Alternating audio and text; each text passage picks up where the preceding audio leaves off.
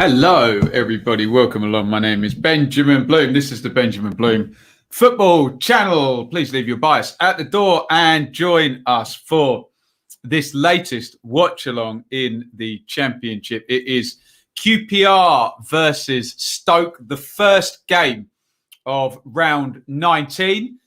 Sky indulging in a bit of counter-programming with Amazon, have gone for a double bill tonight. So we've got a 5:30 kickoff, which we are just getting ready for here in Shepherd's Bush. QPR versus Stoke. Let me know that you can see me and hear me loudly and clearly, and get your predictions in for this game. Looking forward to it. Stoke pushing for that playoff place a little bit higher up in the league table. QPR on a poor run, 4 defeats in 5 for them. We said on the preview show earlier today, will it go to form in that QPR will be open and Stoke will be tight, which would kind of favour Stoke, or will QPR manage to put a performance together now? And they have been creating chances. Will they actually be able to take them? Let me know what you think over in the chat. As ever, I put a poll up this morning, and it was thought by you lovely lot on YouTube. Stoke, 45% of you thought Stoke would come away with this one, 27% QPR, 20% on a scoring draw, 7% on a goalless draw. So that is how we are looking. Let me know, as I said, what you think down there in the comments. Before we go any further, let's just do a quick plug. This is a watch along, so we have to say thank you to Charlie, our fan sponsor for this 30 years of loyal rule. Here's to many more. www.depop.com/ReadingFan21 to go and get involved in Charlie's fundraising escapades. Good friend of the channel is Charlie. We thank him kindly. As ever, it says along the bottom there, please get involved via Super Chat if you want to contribute in that way. Patreon, we're starting to push the boat out a little bit with that, so you can go subscribe over on Patreon or buy something from the Teespring store. But please stay with us for the next couple of hours, and we'll hopefully enjoy a good competitive game full of goals, fingers crossed, here at QPR. Let's have a look at the teams in this one. I'll do a bit of scrolling and you'll be able to see them. So QPR in their sort of standard 4-2-3-1 formation. It's Dieng in goal. Kane comes in at right back. Dickey and Larbey are, if fit, the first choice centre halves that Warburton will want to keep in there. Sorry, I can't read the numbers on the screen. My eyesight. Hammerleinen at left back has found his way into the team this season. Do you know what? I'm going to make my life easier. Let's just make that a little bit bigger. There you go. Can you still see it? Of course you can. Cameron and Carroll is the double pivot in the centre of midfield. Again, it's all fairly settled. One change there is a Doma down the front right with Samuel, we think, going across to the left. Essentially, they're both right wingers, aren't they? So Samuel will be inverted. Chair and Samuel is the danger, isn't it? With Lyndon Dykes up top. A few of you Rangers fans in the chat questioning Dykes and his record from open play. Although last time we did a watch-along QPR were on, he did score from open play, but Rangers did come a cropper over at Brentford in that game, didn't they? There's the bench for Rangers. Kelly, Masterson, Bull, Betache, De Silva, Willock, who we'll likely see, and Bon, Kelman and Thomas. So in terms of who we expect to see off that bench, probably Bull, Willock and Bon would be the first 3 in whatever order. That's dependent on, obviously, QPR not losing any players to injury during the game. And yeah, bad news for Stoke. I didn't realise it was the whole season, but Tyrese Campbell is out for the whole season. He'd been absolutely superb, hadn't he? So big shame. He was one of my players under 21 to watch this season. I think he's fulfilled that billing for sure, but we're not going to see him again, which is sad news there. Bursick in goal for Stoke. So Gunn still not around. Collins at right back. The two centre halves. Suter, who's getting quite the reputation now as a big, good young Championship centre half. He is partnered with Chester and Morgan Fox, who's been pretty shrewd signing, hasn't he? He's played a lot of minutes at left back. I think he come on a free from Sheffield Wednesday. I think he did. Don't recall exactly. The double pivot for them is Cousins and Timon, the two central midfielders there. And then the return of Tom Ince. Been a while since we've seen him. Bit Championship classic, this, Ince and Adoma. So he plays off the right, we think. Powell is going to be the number 10. James McLean, who plays anywhere up and down the left, or anyone on the pitch, frankly, for Stoke. Very useful player. And Jacob Brown up top for the Potters. On the bench for Stoke is, and a lot more strength here, frankly, Lonergan, Bart, Shawcross, Smith, Oakley Booth, Thompson, Verlinden, Fletcher, and Vokes. So, yeah, really a sense that if this game does go tight, Michael O'Neill has a lot of quality there in terms of winning from the bench. We'll see how it pans out. I will go to your comments in just a sec so I can see them building up and up, which is great. Let me just make that smaller and we'll see the state of play in the table. So they're going to go first, Stoke, as in the 5:30 kickoff. They could, with a win, you can see there, go into the top 6. And remember, this round of matches, we have Norwich and Reading, 1st and 5th, playing each other, as well as Brentford and Watford later, 4th and 6th. So if you're not one of those teams, there's a guarantee that 2 of those 4 teams, the least, will be minimum there, dropping some points. So for a team like Stoke, particularly for Bournemouth up the top there, and Swansea as well, may be an opportunity because you know some points are going to be dropped in the top 6. And if you look at the green circles with the W's in them, everybody won last time out the top 6. That is not going to happen this time because it can't, because 2 of them are playing each other. There we go. Right. Shall we have a look at some of your comments? Here we go. I'm scrolling. Oh, there's loads of them. Here we go. Right. Up to James Chester. He's made it about Villa somehow there, Hip. He says 1-0 Stoke. Carl says 1-0 QPR. QPR forever is here. Thank you again for the mince pies and the apple pies and the Christmas cake. Lovely stuff. Annie, Noah, nice one. Liam, Peanuts, On Tai Num, playing some snooker there. Sloth is here. Excellent. Stoke fan. Hang around. Yeah, great to have both sides represented here. Peanut says 2-1 to Stoke.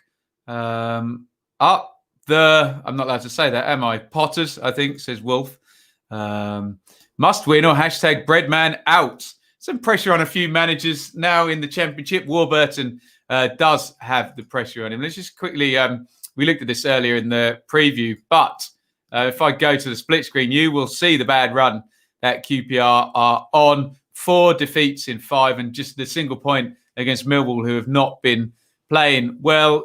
Stoke, well, if you believe in patterns, you had to do this at primary school. 1-1 lost drawn, 1-1 lost drawn, 1-1 lost drawn. So you wonder whether that pattern will keep on going. Probably not, but we'll see.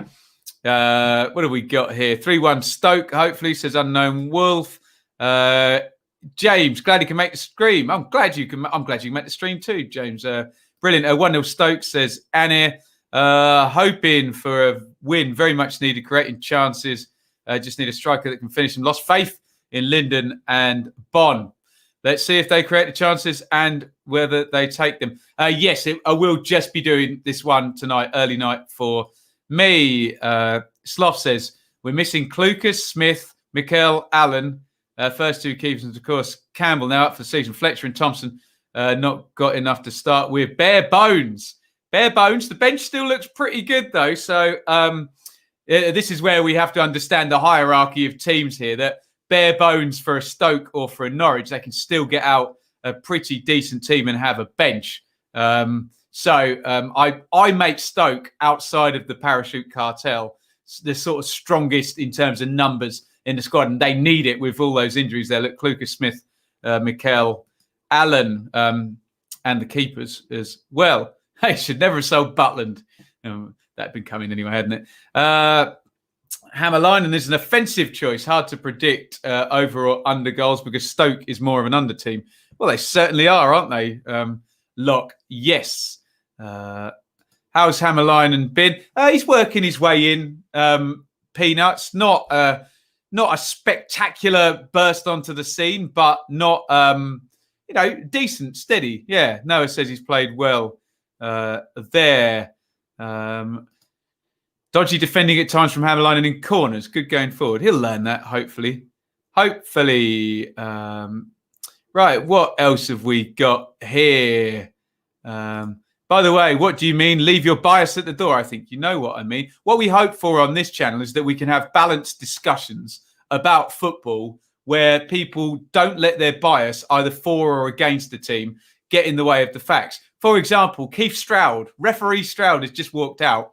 So I happen to think Stroud has been a bit of a wally when I've seen him a few times refereeing. But if I leave my bias at the door, I assume that Stroud is going to have a lovely game, and I give him a clean slate. So that's all I mean by leave your bias at the door. Anything more here? Don't mention Butland, Ben. That whole deal was useless to us. What did he go for? Like $500,000 in the end? Ridiculous, wasn't it? Absolutely ridiculous. Right. The teams are coming out. I think they've just managed to miss the tier 3 by a few hours, basically, haven't they? I think London goes into tier 3.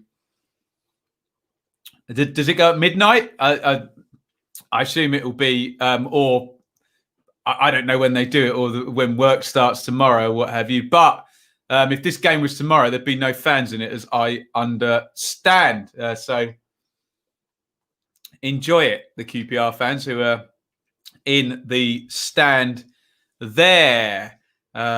Just flashed up the Stoke team there with McLean down the left and Ince down the right, Powell off the front.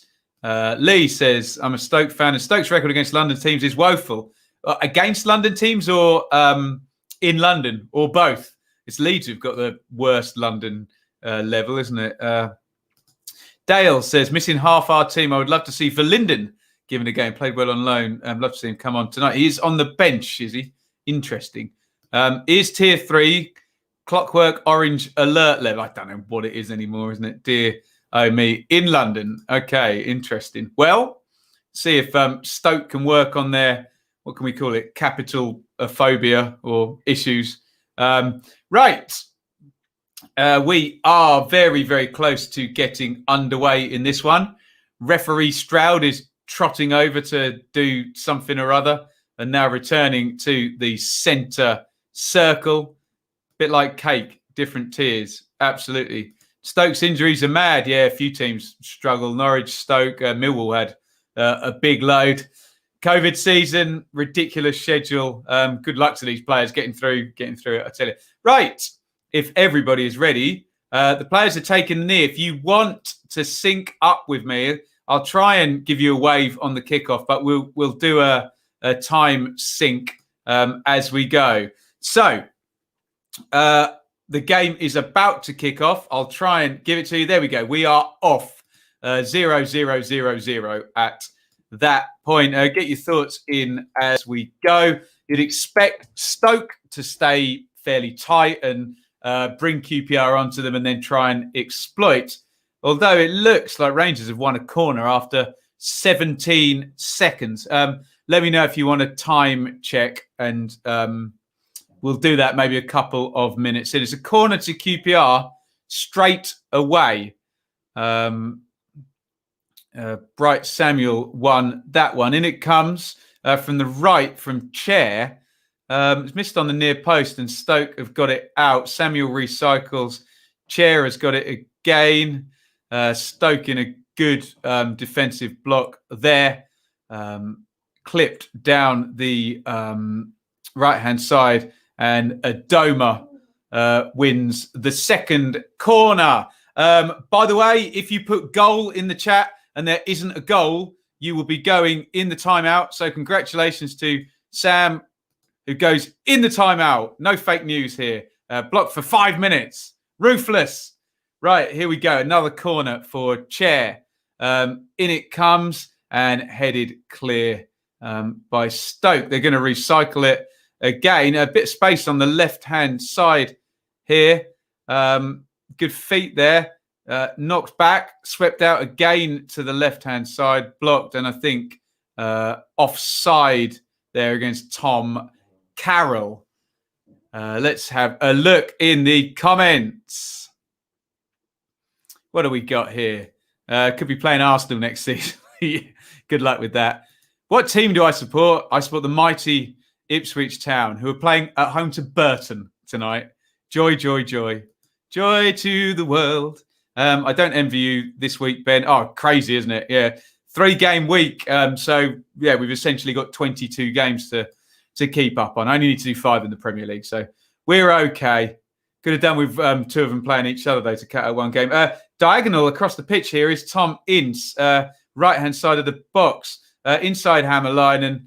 And Ince hasn't changed much. Cuts in and shoots at every opportunity and shanks that one way, way wide. Come on, you R's. Up the mighty Potters. There we go. All good fun. Lewis is here. Derby Club statement today. Reports today are false. The takeover. Yeah, I think we just need to stop talking about the takeover now, Lewis. What did someone say on here the other day? The takeover that's been 48 hours away for the last four months now, let alone 4 weeks. Get it done, Derby. Come on. The ball is all the way through with Bursic. QPR attack breaks down even into Liam.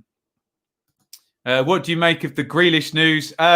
What's happened? I know he had to go in for a driving thing. So there we go. Everyone's laughing at the fake news. It's the fake news sin bin. Neil, I'm stealing that. The fake news sin bin. Naughty corner for Sam. See if he comes back. Oh, goodness. Hopefully we don't get any visitors today, by the way. If we do, ignore, please, and I will get them blocked away. Stoke, funny side, never impressed me when I see them. Always seem to dig out results. Yes, they do. Well organised. Right, Bursic has the goal kick, plays it short into Suter, who plays a long, straight one up to Brown, who does well to chest it down to Ince.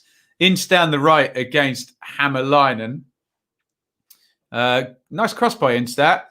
McLean was arriving on the back post. Kane tucked in the right fullback and cleared it. Stoke getting their first little bit of territory. Insane looking sort of fall to the ground by Nick Powell there. I think he's going to be okay. Here comes Bright Samuel down the left. Will he be less effective down that side? Normally plays down the right, doesn't he? So he'll be trying to get nice and narrow on that. It was Chair who backed into Powell whilst he was in the air. Interesting fall by Powell. I'm sure he's going to be okay. I hope he is. It looked like, well, I'll call it an interesting fall. Anyway, I don't know what quite happened there. Score predictions. Who do you support? You need to spool back for that. Both of those questions have been answered. Bob, banned for 9 months and an 82 grand fine. Oh, of course, driving offences now. Your fine is proportional to your wages. So if you make a ton of money like a football player does, then, yeah, you're a bit screwed. Is Nick Powell actually hurt here? Am I going to have to take that one back? I do need to just read out Bits' bet because I haven't done it yet. Sorry, Bits. He's in the chat. What do we got here, Bitsoid? You can follow Bits' bet. I don't think anything's happened yet. We have got 4 corners each plus 20 booking points each. Nice straightforward one, Bits. Even I can follow that. So 4 corners each plus 2 bookings each. And it is referee Stroud. So we will assume that those 2 bookings each are going to come. That is Bits' bet for today. I think it's a couple of games since we've had a winner. So, yeah, we'll see there. I think I'm correct. Powell is the most fouled player in the league so far. Yeah, no fouls against him in this game, and I don't think that was one. But I hope he's okay. It was a very comical fall, let's just say. 82 grand to Grealish is surely a drop in the ocean. Maybe. I never buy that logic where we have to not let envy come into the situation. And if you are an incredibly wealthy person, if you have earned that money, then I know a lot of people sort of think, oh, if you've got a load of money, you can be fined a load of money. But headed away, it's another corner to QPR. So Bits' bet's looking good, actually. Thus far, sin bin for me, 5 minutes out, needs to be on before the match. Sorry, Bits. It's on anyway. People can follow, and we got 2 corners already. So lovely. I wish Ty Campbell would be back though. He'll be back. Don't you worry. He's gonna have a great career as well.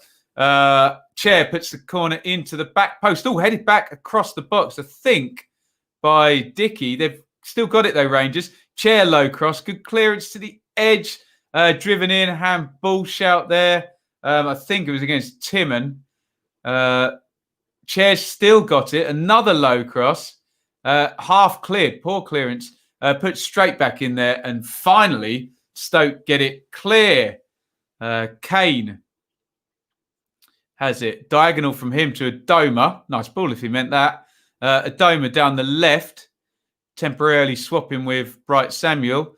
Can't get it across. Good block there by Collins to the back post. Oh, Samuel's there. I think Morgan Fox just got a little flick on that and got it away. Right, guys, I'm going to give you a time stamp if you want to sync up with me. Either pause me if I'm ahead or pause your TV if your TV's ahead.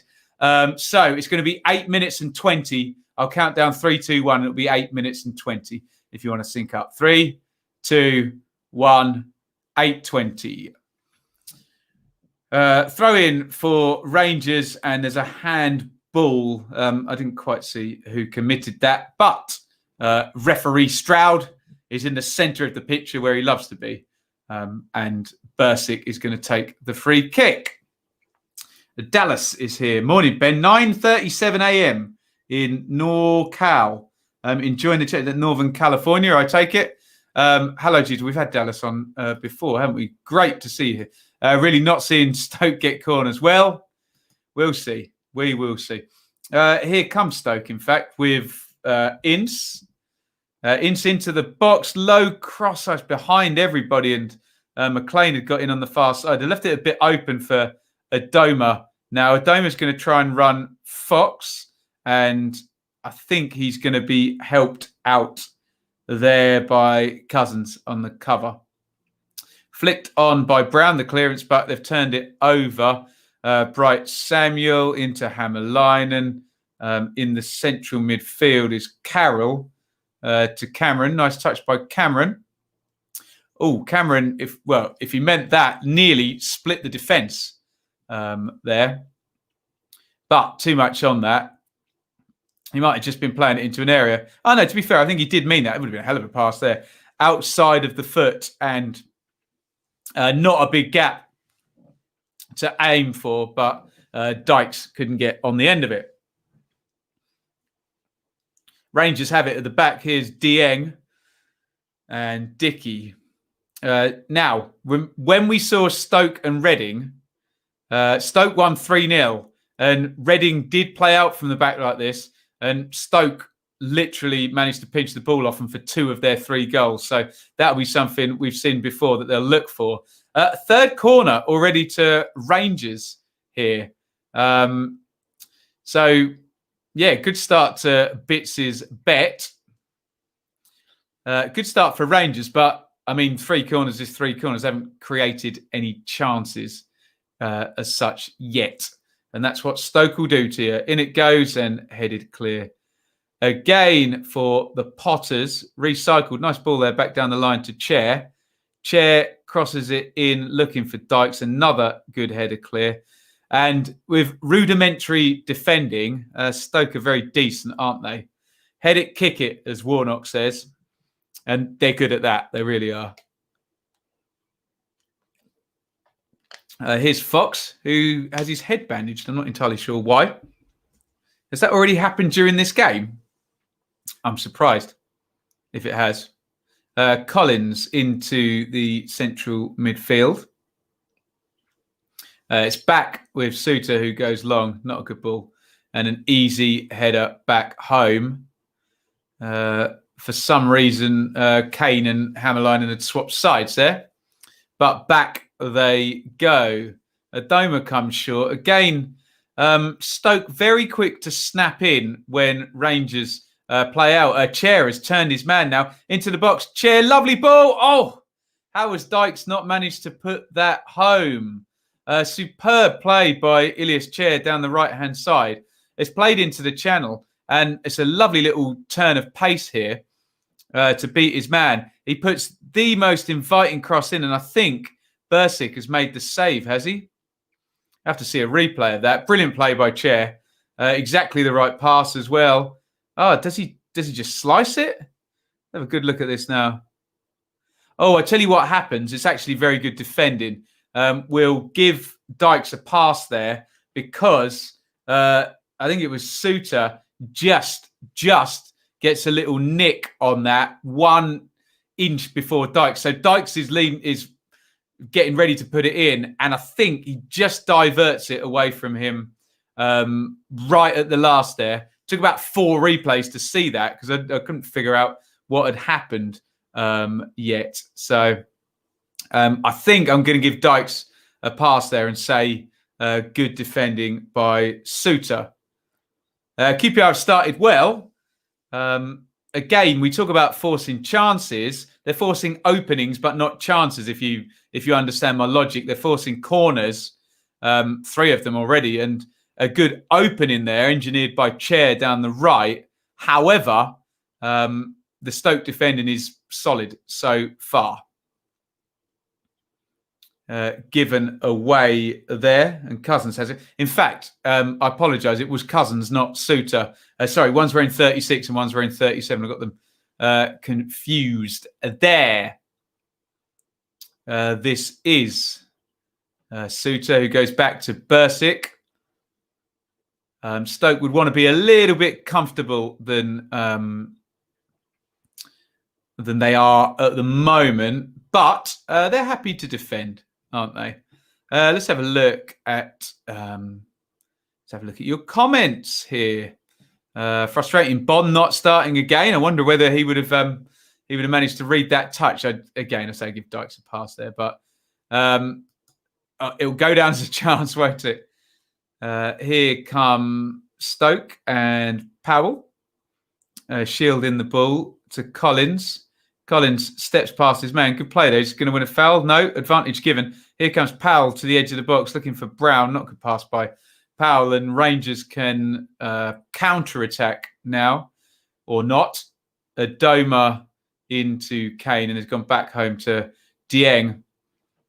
And that Stoke press is good, actually. It's nicely coordinated, that. And if Rangers do make a mistake in their passing and whatnot out from the back, let's have another look at this Dykes chance.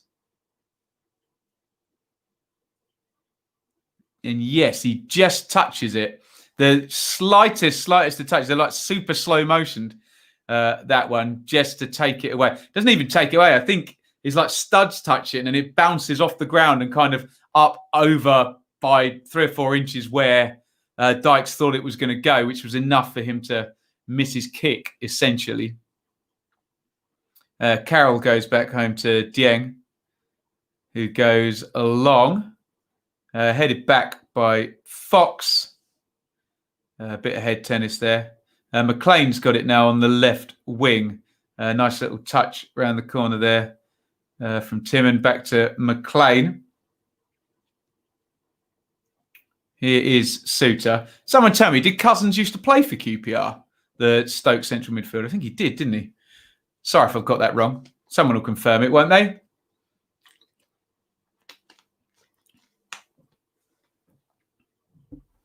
Chester goes home to Bursick. Can't stand the cardboard cutouts when fans are in the ground. They've got a mixture of both today. If QPR lose this, is Warburton under pressure, you think? Drew Blue says Warburton's already under pressure. There you go. You got your answer there. Northern California in the Great Central Valley. Escaped the Bay Area, massively expensive and congested. A lot of people have this year, or chosen to this year, haven't they? Hammerlinen penalised for the foul there. Inside nicked it off Bright Samuel, and a bit of a body check there.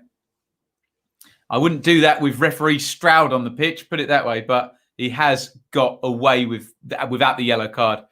Hammerlinen there. Collins is over the free kick. I wonder where he's going to put this in the box. It's a fair way out. I think he is going to just load it in there. A few of the Stoke big guys, and there are a few, have gone forward. Nice one, slid down the channel, though. Crossed in low. It's gone out to Powell. Powell back to Collins. Collins, not good cross at all there. Ince trying to win the return ball, but it's gone loose to Bright Samuel. And that's just an example of what you lose with Samuel there when he's on the left. He would have knocked that ahead of him and just sprinted down the line, I think, on the right there. And there, he doesn't look quite right today, Bright Samuel. Or certainly not for this last 5 minutes, but there you go. Here's McLean, comes short, finds Fox, the left back. Poor touch by Fox, and Adoma closes down, and Fox puts it out. Warburton should be sacked if he doesn't win this. They've won like 3 games in 16. Not good enough. What else have we got on here? That's my type of comment. Getting an Indian. Absolutely ravenous. Ravenous. I just had something not so long ago, so I think we're going to do the whole late lunch, and then I'll probably nibble some not healthy stuff later on. Another foul on Nick Powell. I think someone was saying it was Sloth, wasn't it? Saying most fouled player in the league. Has he drawn one there? Oh, no, to be fair, gets a bit of a bang off Larbey with a loose arm. A bit clumsy. And referee Stroud makes it very clear that he's going to blow the whistle, and he's going to very deliberately march out 10 yards while everybody's watching and position the wall here. Yes, indeed. Cousins has played for both. Didn't realise defender got a touch. Makes me feel better. It's weird. It wasn't even a big touch, but at the pace it was going in, and with the distance between Collins, the defender, free kick to Stoke. Here comes Ince, goes for the top corner. Ince will likely record about 7 or 8 shots today, I think. Looking at the way Stoke are playing there, not getting the ball advanced too many times, and when they do, it's either a shot or a cross into the box thus far. So I think Ince will continue that pattern. Here come Rangers, not playing out of defence this time, just knocked forward. Foul on Adoma. McLean goes through the back of him. He says, me, yes, you. The only way we'll see Stoke corners if QPR score first. That's Michael O'Neill for you bits. Is Sam still in the sin bin? I don't know. We haven't seen him. Maybe he got cross when I put him in the sin bin. The fake news sin bin. Chair is going to take the free kick. Suter and Chester trying to push the line out. Chair puts the free kick in. Glanced towards goal by Larbey. The difficult header, though. He's about 10 or 12 yards out. Yeah, it would have been a really good goal. Difficult chance. Powell, dangerous player for Stoke. Yep. Keep your eyes on, of course. Ty Green Curry. Nice.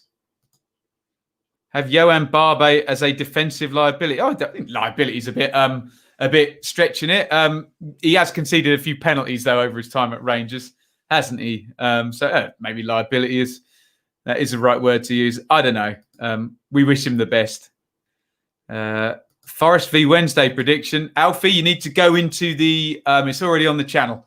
The stream we recorded earlier got prediction for all 12 games. McLean with a push there. He holds his face, but it was a foul. If we have a sin bin for streams, does that make me referee? No, I'm not the referee. I'm not referee Stroud, am I? But yeah, I guess it does, doesn't it? I'm just the arbiter of fake news. That's it, rather than the referee. Dieng has it at the back. Jacob Brown closes him down. Dieng hurriedly gets that clear, and Suter wins yet another header. Here comes Hämäläinen. I think, was Suter on loan at Fleetwood last year? I think it was him who won about 1,000 headers when I saw Fleetwood play Ipswich. And Ipswich continually played long balls down his throat.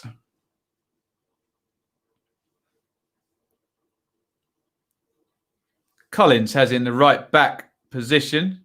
He plays it off Adoma and out it goes.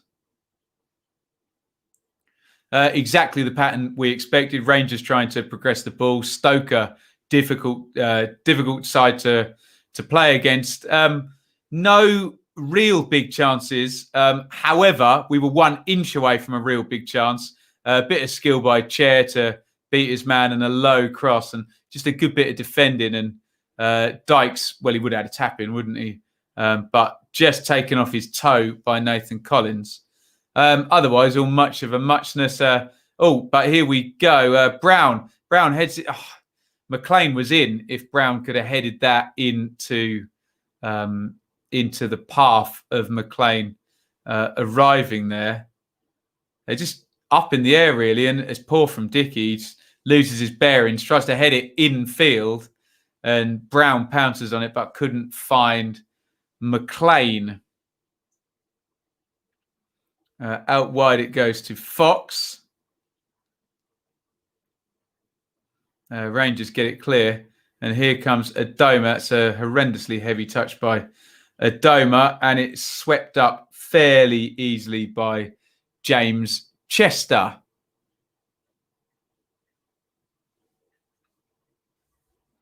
What's going on in the chat?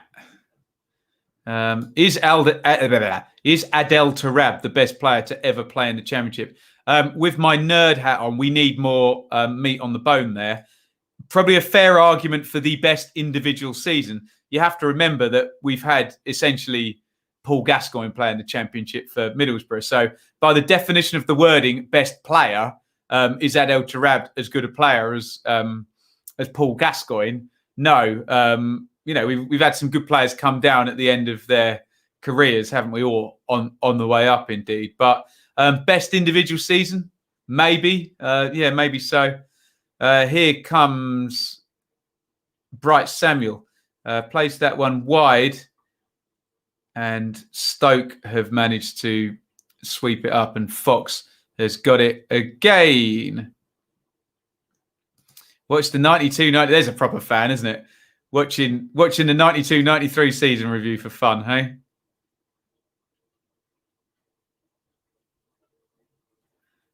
Sorry, I've lost where I am. In the comments, there's Doron Tour, the legend. Excellent Forest YouTuber, Mr. Dor. Go follow him. Big game at the City Ground. Oh, yes.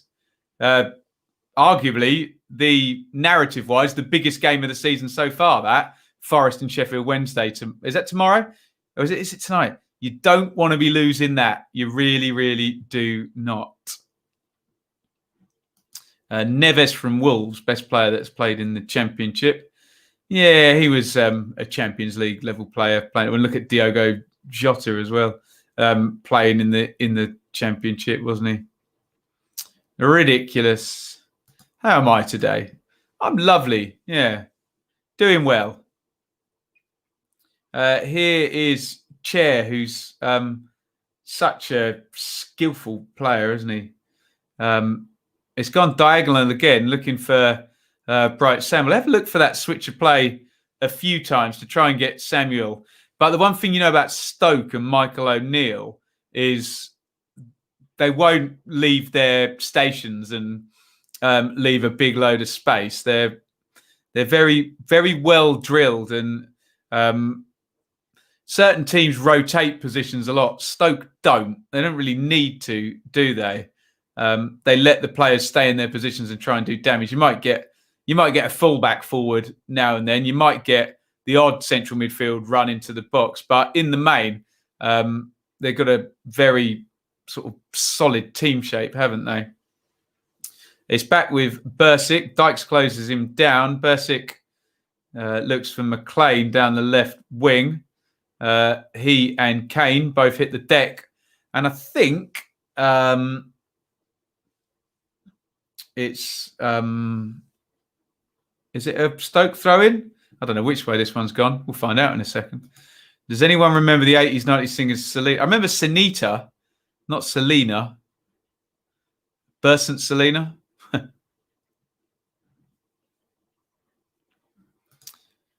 I think if Tarab had more discipline, he would have played for someone like Barcelona and been world class.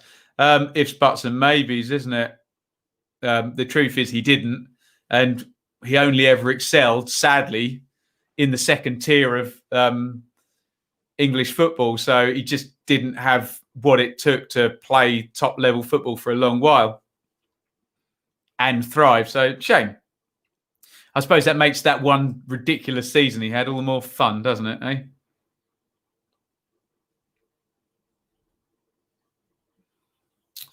Jack Grealish not a contender. Yeah, absolutely. Yeah, way too good for the Championship, wasn't he?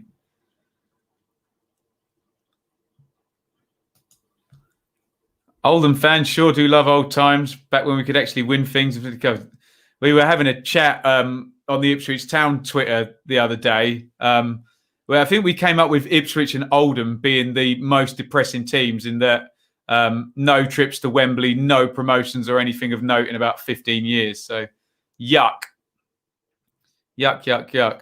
Eze never on the level of Tarab. But there you go, Alfie. Eze, I suspect, will have more discipline and therefore a better career than Tarab. If we judge him just on the one season, then, you know, obviously Tarab was ridiculous. But what would you rather have? One amazing season in the Championship or 300 games in the Premier League? So, Lewis, get your Grealish derangement syndrome away. Jack Grealish wasn't as good as John McGinn in the Championship. I couldn't disagree with you more, my friend. McGinn was really, really good, but no, Grealish was levels above everybody, wasn't he? Here is Powell. Powell pops it into the box and it's headed clear. Here comes Chair again, just nicked away from him by Collins. Tarab played for AC Milan, but yeah, fair dues, yeah. We wanted to see him do it in the Premier League, though, didn't we? Eh? Can't believe the January transfer window is just a couple of weeks away. God, and I spending all of my summer doing that. He was crap against us in the final. Yeah, that doesn't mean that. What did you say? Jack Grealish wasn't as good as John McGinn in the Championship. That you can't use a single factor analysis of one game to ascertain that. Look what happened when he returned. Put it that way. Villa, middle of the table with McGinn and Grealish. Whoop-de-doo, 10 wins on the trot and they get promoted. You do the math. Don't let that Grealish derangement syndrome come in.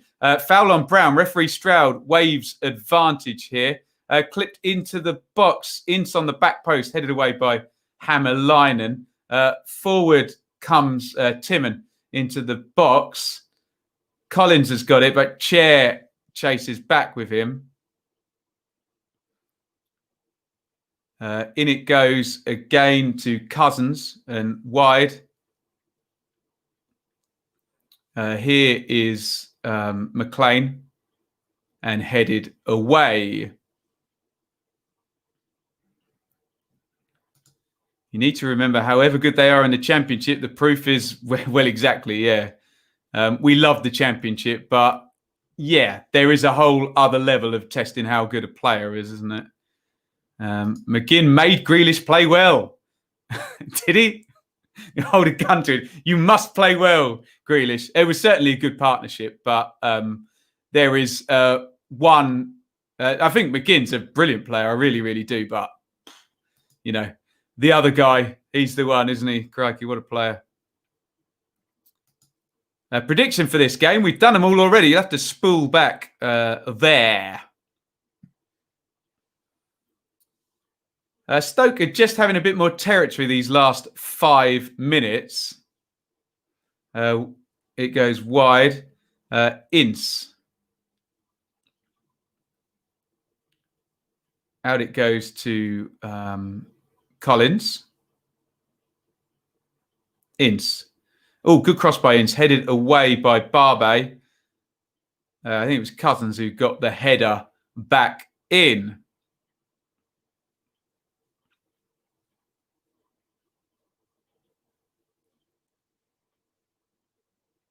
Here come Rangers. Dykes slips. He's out on the edge of the box. There. You have lovely hair like a spaniel. Comment of the day. Genuine question, Ben. Why all the hate on Lawrence for car crash incidents, but Grealish got no heat when he did the same in lockdown?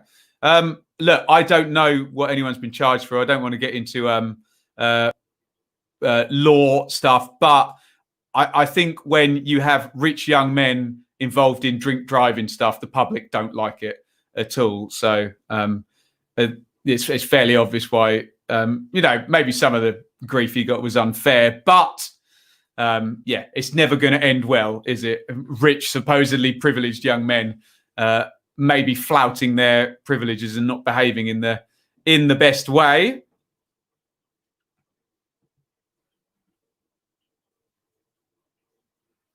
What have we got here? Someone commenting about your hair, Ben. Wouldn't be a large... No, it wouldn't, would it? Got to be done, hey? Comment on my shirt if you want as well. That's normally the next one. Here comes Ince down the right-hand side. Knocked back to Collins. Collins infield to Powell. Back out to Ince. Ince... Oh, we nearly got past Hammerline in there. They've got it clear. It looks like Ince has been told, if we can get you one-on-one, you can take a risk. You can try and take him on every time. We don't mind if you lose the ball. If not, he'd be the most frustrating player to play with in the world. He's like, play it square to me, for goodness sake. But he's obviously been told he can dribble. I believe Grealish is a better player than McGinn, but I do agree McGinn did help. Yeah, two things can be true. The season before, Grealish did go missing a lot. Yeah, I guess Steve Bruce and Dean Smith are very different managers, though, aren't they? And given the tools to succeed, Mr. Grealish has succeeded. So I think anyone who's not suffering from Grealish derangement syndrome, who likes football, who's watched him play, knows what a class act he is. Which club do you feel will fare the best in the silly season of the holiday crunch? Do you know, Dallas, I haven't looked at the fixtures. I will do a video on that probably in the week leading up to things. Hair of a spaniel, that's got to go fake news. McGinn was injured, Ben. Who came back when they played us and what happened that day in the next 10 games? He had been missing for a month or two before that game. Who, McGinn? I distinctly remember Grealish coming back in a game against Derby County. Grealish had been out for about 3 months, at which time McGinn was in the team. Maybe not 3 months, maybe I'm exaggerating there. And literally the game he came back, they won 4-0 and went on look, the combination of them both is very true. But I think what we need to get past the idea that only one player can be good. they're both really, really good. And obviously them working together was the best thing. But there's one player there who'll in that partnership who'll win you the game, and there's one player who'll help the really, really good player win you the game. And yes, they're both really good, and yes, the combination of them both is excellent. But yeah, don't let the Grealish derangement syndrome get you down. Grealish carried us last season while McGinn was out and kept us up on his own in the Premier League as well. Yeah. Lewis said, sorry, I'm in isolation. I'm angry. Actually, how is the COVID, Lewis? Let me give us an update here. Anyway, 36 gone in this one. I'm getting into the chat too much. Too much fun debating here.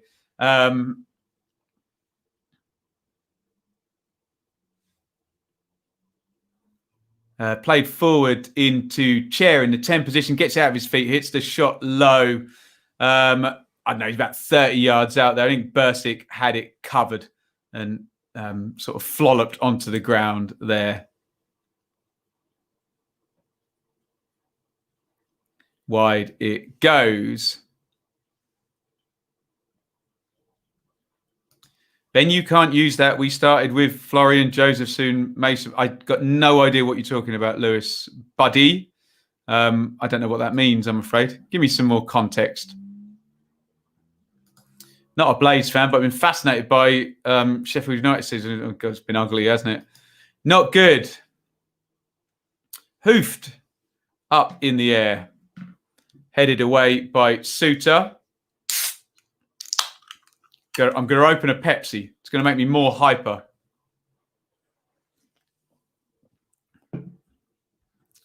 When Villa beat us 4-0. Yeah, I wasn't arguing anything about that specific game. I was just saying that was the start of the run where Villa won 10 games on the trot. Wind it back, promise. We've looked a bit toothless so far, but at least we don't look too bothered by QPR. Yeah, you wonder whether the game plan here for Stoke is to stay in it and let the power of that bench take over when the 5 subs kicks in.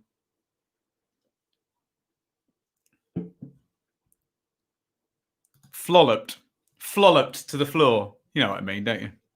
Is that even a word? It's probably not even a word, isn't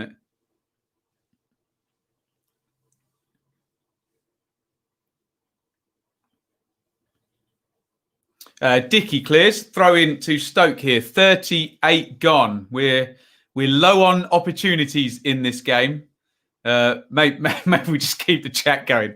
Keep the debate going, eh?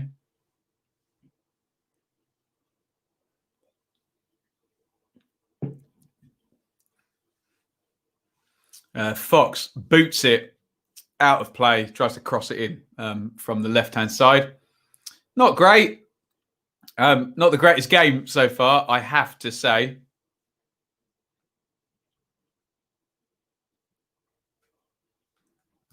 Has there ever been a Prem team bottom of the table at Christmas with 1 point before? Surely not.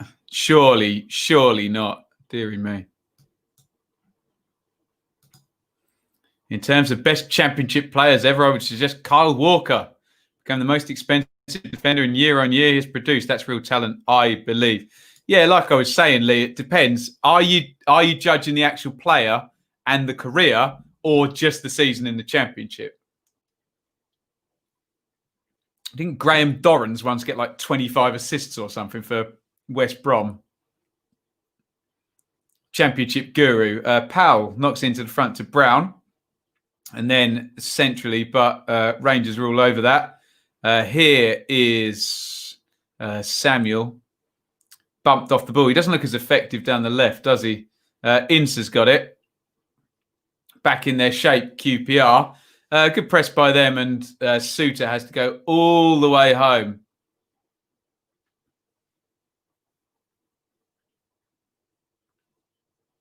Here is Suter again. Collins into Brown. Decent ball. Brown switches it right. Can they move it out left here, Stoke, a bit quicker? No, they can't. A bit ploddy in attack here, Stoke. And they ain't going to play for anybody like that. Excuse me. Here comes a Doma.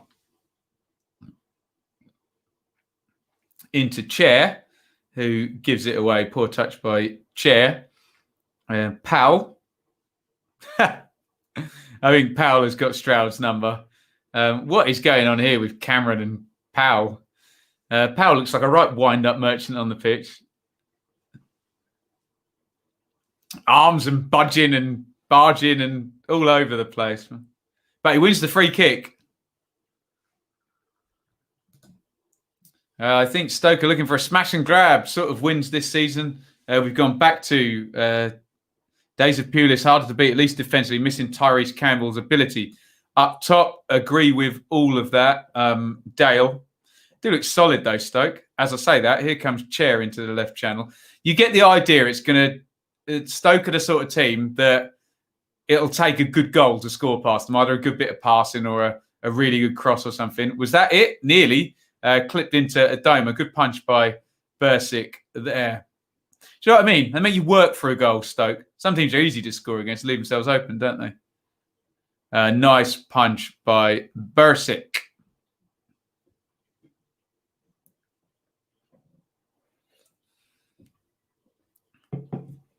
Kane has got a throw in. Knocked back to Chair, who hits it with the left foot, high wide, and not so very handsome. There, 41 minutes, 57 gone of not the most aesthetically pleasing or flowing football match just yet.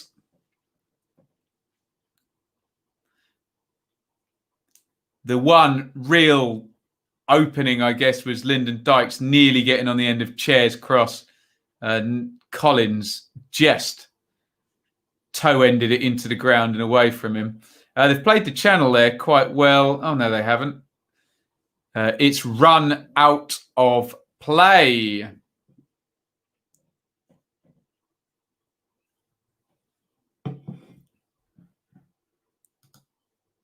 Glenn Murray will be available again in January. Bristol City apparently favourites to sign him on a short-term loan. Yeah, I don't think Vladimir Ivic is very high on Glenn Murray, but doesn't seem very high on anyone, does he? Scary man. Vlad. Here is Barbe. Trying to play it into the front to Bright Samuel. Powell has got it on the halfway line. And Powell is fouled again. I'm now seeing the pattern now with Powell's ability to win fouls. Powell, foul. You know what I mean. Some players are just good at it, aren't they? Part of their game.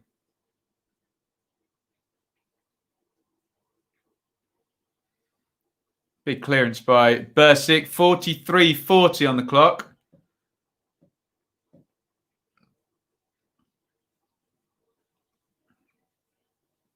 Fox has got it. Oh, little slip by Chester there, but still manages to get it into Cousins and then back out to Suter. Collins. Powell gives it away. Can Rangers break quickly? Yes. Played down the middle for Chair to chase, but Chester on the cover there. Not enough pace on that. Chair had to kind of look back to see where the ball was going to land, and Chester just nicks it off him. Fletcher should start 100%. Michael O'Neill said he wasn't going to be able to play all 3 games this week, so he's given the reason why. I'm sure we'll see him. He's on the bench, isn't he? Just double check. Yeah. You wouldn't want to see him coming on at 0-0 if you were a QPR defender. We're coming up to the 45-minute mark in this one. Not a very eventful game. We'll do some just questions and we'll just chat some random football at halftime after we've done the numbers, which is only going to take a minute. We can look at a couple of the other fixtures that are going on tonight as well. No need to say sorry, Bob. we're just chewing the fat here. Here comes Suter. Wide to Fox. And McLean knocked out of play. 1 minute of stoppage time, as you can imagine. There's about 13 seconds of it left. I'd toss this in the box if I was Stoke. Else we're just going to get half time and it's going to be 0-0. They have actually won a corner, Stoke. So the last kick of this half. Oh, no. Are they going to have time to take it? I don't think they are. Yeah, it's half time here. Not very eventful. Stoke really are tricky to play against, aren't they? They don't come off their team shape very much. They let maybe one fullback go and the other one sits. The two central midfielders kind of sit and not much rotation, which makes them very stiff. QPR haven't had the quality or the speed of passing to move around them. Stoke are pushing on when Rangers are taking the short goal kicks, which is part of the game plan. So the game's not getting stretched out. It's quite all stodgy, isn't it? And really no chances. If you say that Lyndon Dykes wasn't really a shot because the defender got in the way, then yeah, let's just have a look here. There are the numbers. 61% possession to Stoke. That's slightly surprising. 6 shots to 2, no shots on target. Yeah. 4 corners to 0. That's interesting. Does Stoke not get the corner at the end of the half because it wasn't taken? Interesting. They won it, but they didn't take it. So it's not come up as a corner that actually existed or happened. It's a sort of nerdy thing. It's gone down as a big chance that Lyndon Dykes won, but that's lies, damned lies and statistics, isn't it? Remember, the big chance metric is often literally plotted by the GPS. Where is the player on the pitch? Not taking into account that the ball has changed direction about 0.01 seconds before Dykes has gone to kick it. So there you go. Goes down as a big chance. Lies, damn lies and statistics. I always say big chances are revealing, don't I? What a hypocrite I am. But look, it's 0-0 at halftime. It's not great. And you would imagine Michael O'Neill will be saying, stick in there, keep doing what you do. We'll win it in the second half. And Mark Warburton will be saying, push on a bit, but don't get caught. So if none of those things happen, then we are sadly headed for a 0-0 draw on the watch-along. Let's just bung up the table and the fixtures that are coming up. So here's our early game. If it stays as is, Stoke will add an extra point on and go on to 30 from 19 games. Will only be 2 points from the last 3 for them. Rangers will, well, they need wins, don't they? Look, 4 defeats in 5 already, and that would give... I mean, there is that little gap, isn't there, between sort of QPR and Forest there of... So it'll be 6 points, which at the rate the bottom 4 are scoring at the moment, 6 points will last you pretty much 5 or 6 games. So a good little gap to have. But, we'd like to see a winner because that would mean we get to see a goal of all the mod cons. Right. Sorry, I'm scrolling around. Let's just find the fixtures for tonight. And then we'll just go to, we'll just go in the comments and have a free-for-all, shall we? So tonight, here's the early one, the 5:30, which we have chosen to watch here, and it's 0-0 at half-time. We've then got 7:45 Barnsley, Preston. We've got Bournemouth, Wickham, and Bristol City, Millwall, and Forest Wednesday. Big one. That one is tonight. And then another Sky game, actually, at 8 p.m. But there's going to be Premier League games up against that on the TV or on Amazon as well. Tomorrow night, Derby Swansea. That will be our earlier watch along. Again, we'll do that one tomorrow. Cardiff, Birmingham, Borough, Luton, Blackburn, Rotherham, Coventry, Huddersfield, and then another one there, Reading, Norwich. I think there'll be double header in it and trying to compete with Amazon and all of their Premier League games they've got. Let's have a look at what you guys are saying. Stoke are boring. Well, they're certainly solid. Beauty is in the eye of the beholder, aren't they? How do we put 4 past them last year? Were they not as solid? I can't remember at what point they played last year, but it's taken Michael O'Neill to get them that solid. Can you imagine Stoke vs Karanka Blues was an exciting watch earlier this season? Yeah, right. You've heard of the commentators curse, a watch-along curse. I hope not. Someone needs to tot up the goals. We've had some really good games on a 4-2 and a 3-2. One of them was QPR. Wasn't it QPR lose 3-2 to Coventry? I can't remember. Done so many of them. We don't need the game to be good to have a good time, do we? Hey? He says 1 corner to Stoke. What's he going to, Nick? What's he going to say for our? See if they've updated it on SofaScore. No. What's it going to do for our bet then? That'd be interesting. What does Sky Bet say is the most important thing?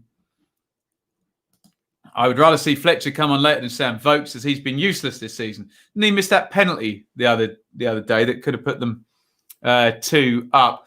We're going to have a look at that Lyndon Dykes chance on the Sky coverage at half-time. We'll probably play this about 20 times because there's no other chances to talk about.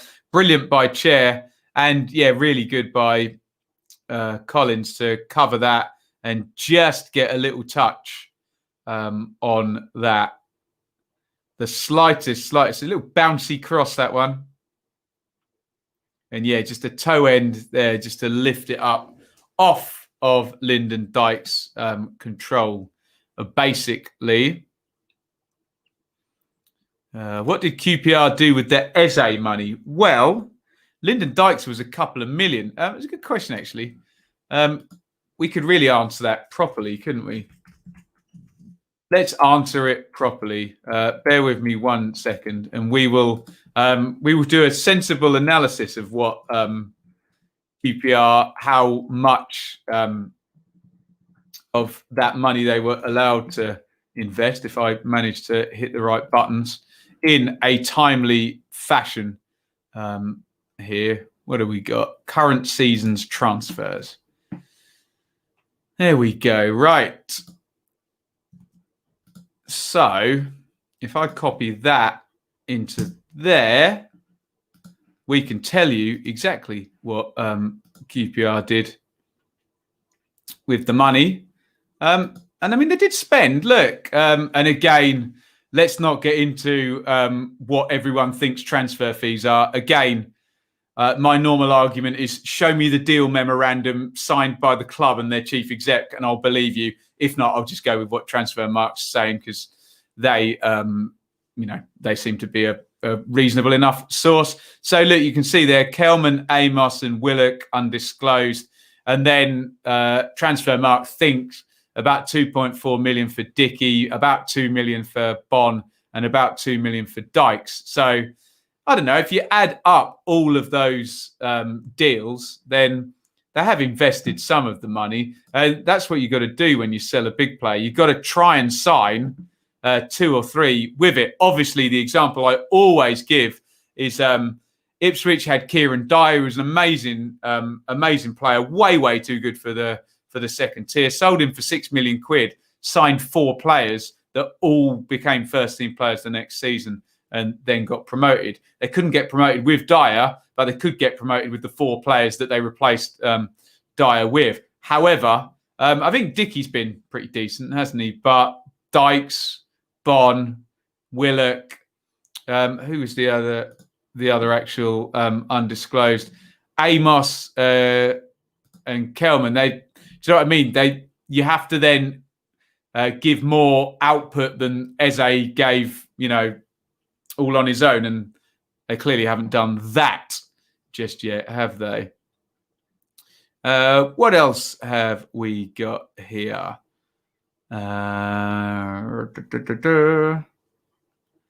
At least we're on the red button, says Brad. Is that Huddersfield later on? To all the Stoke haters, we're having to play a centre-back, a right-back, a left-back in midfield. We're missing 75% of our first team. I don't think anyone hates Stoke, do they, Sloth? Calm, my friend, calm. You'll always get a bit of stick in the chat, so don't take it personal. Lock, yes. Norwich do. I don't know what the first bit of that was, so there we go. Going to get Santa a shooting star and a Christmas miracle and a Linden hat trick. Willock was 760k. Here we go on transfer fees again. But so you can see what I'm saying. There's, if we don't know how much money came in for Eze, it's literally we transfer fees. It's just a guess. It is literally a guess. We get stuff reported, but we don't know how that's then split up over the payment schedules and how much of that comes in advance or how much of that is bonus related. They invested some of the money, let's just say, which is more than some teams do. So fair dues for that. Missed the first half. Doesn't sound like I missed much. Come on, you mighty, mighty Potters. Not been great, no. But it's there for either team in the second half. What's my opinion on Steve Gibson paying millions in court fees over the attempt to take Derby and Mel down? I'd have to read into it, Lewis. I don't know how much he's paying in court fees, and I don't know what his intentions are. He's obviously not happy about Derby getting in the playoffs. Which season was it? Because Middlesbrough were nowhere near. It must have been the season before where they missed out under Pulis. Is that right? 18? I can't remember. Yeah, it would have been 18-19, wouldn't it? Pass. But intelligent, rich businessmen like Steve Gibson don't waste money on legal cases that they don't think that they've got any chance of winning. So we'll see. Hull City are going up, quite probably. I know all about League One. You just have to not be incompetent, and Hull seem to be competent at the moment, don't they? Not an amazing team, but they're doing very nicely under Grant McCann. Evening, Ben and the guys. Good to be back with you lot again. Nice one. Alan, evening, sir. Just looked at the table. I'm worried. Let's have another look at the table and see why. Who was that commented? I can't find it. Sorry. True Blue. There we go. Why he would be worried. I mean, yeah, it's always worrying being in the bottom six. The truth is that one or other of Sheffield Wednesday and Forest are dropping points. You got Derby against Swansea and Wickham against Bournemouth as well. So tricky games for a couple of the teams down the bottom there. But yeah, ultimately, you don't want to be looking at who the bottom three are playing.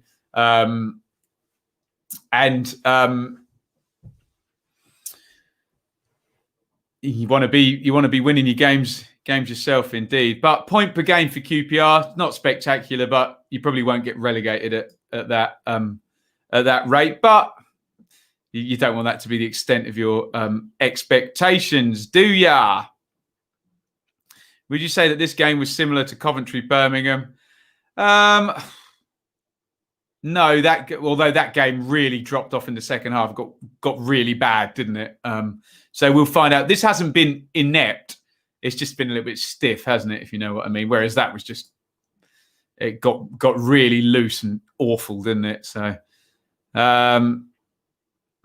Forest's best team of the last 3 years.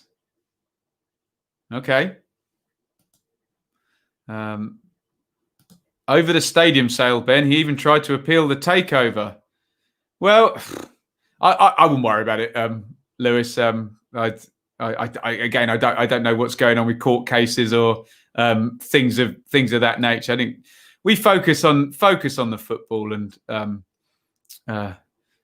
not my hill to die on, that one. Anyone taking anyone else to court, I'm afraid. Still paying off the FFP fine, the legendary FFP fine for QPR. It's going to last 100 years, apparently. So, I'm watching Chelsea v Wolves. Are they already off in the Premier League? Is it better than this? I feel for Gibson. We all know clubs bend the rules, but the EFL are power puff in enforcing them. Let's be honest here. Yeah, it's not. It's not a particularly even playing field when it comes to what some clubs get away with and what others do, and the fact that those who break all the rules but manage to get up just completely get away with it, don't they? So that seems to be the standard, doesn't it? If you're a good team, you get away with it because you get promoted and out of the league. What do we got here? Just noticed that your keyboard is missing. Yes, I wondered whether someone would notice. Issue with the sustain pot doing funny things. So I sent it back. And they can damn well fix it again. Is Birmingham v Coventry the worst Championship dearly departed game? I think you got my my show titles mixed up there. Dearly departed is a Premier League game, but we've had a couple of bad watch-alongs, haven't we? But hey, like I said, we still try and have a good time here. It's going to be good, the second half, I promise. But it is QPR 0, Stoke 0 with no shots on target yet.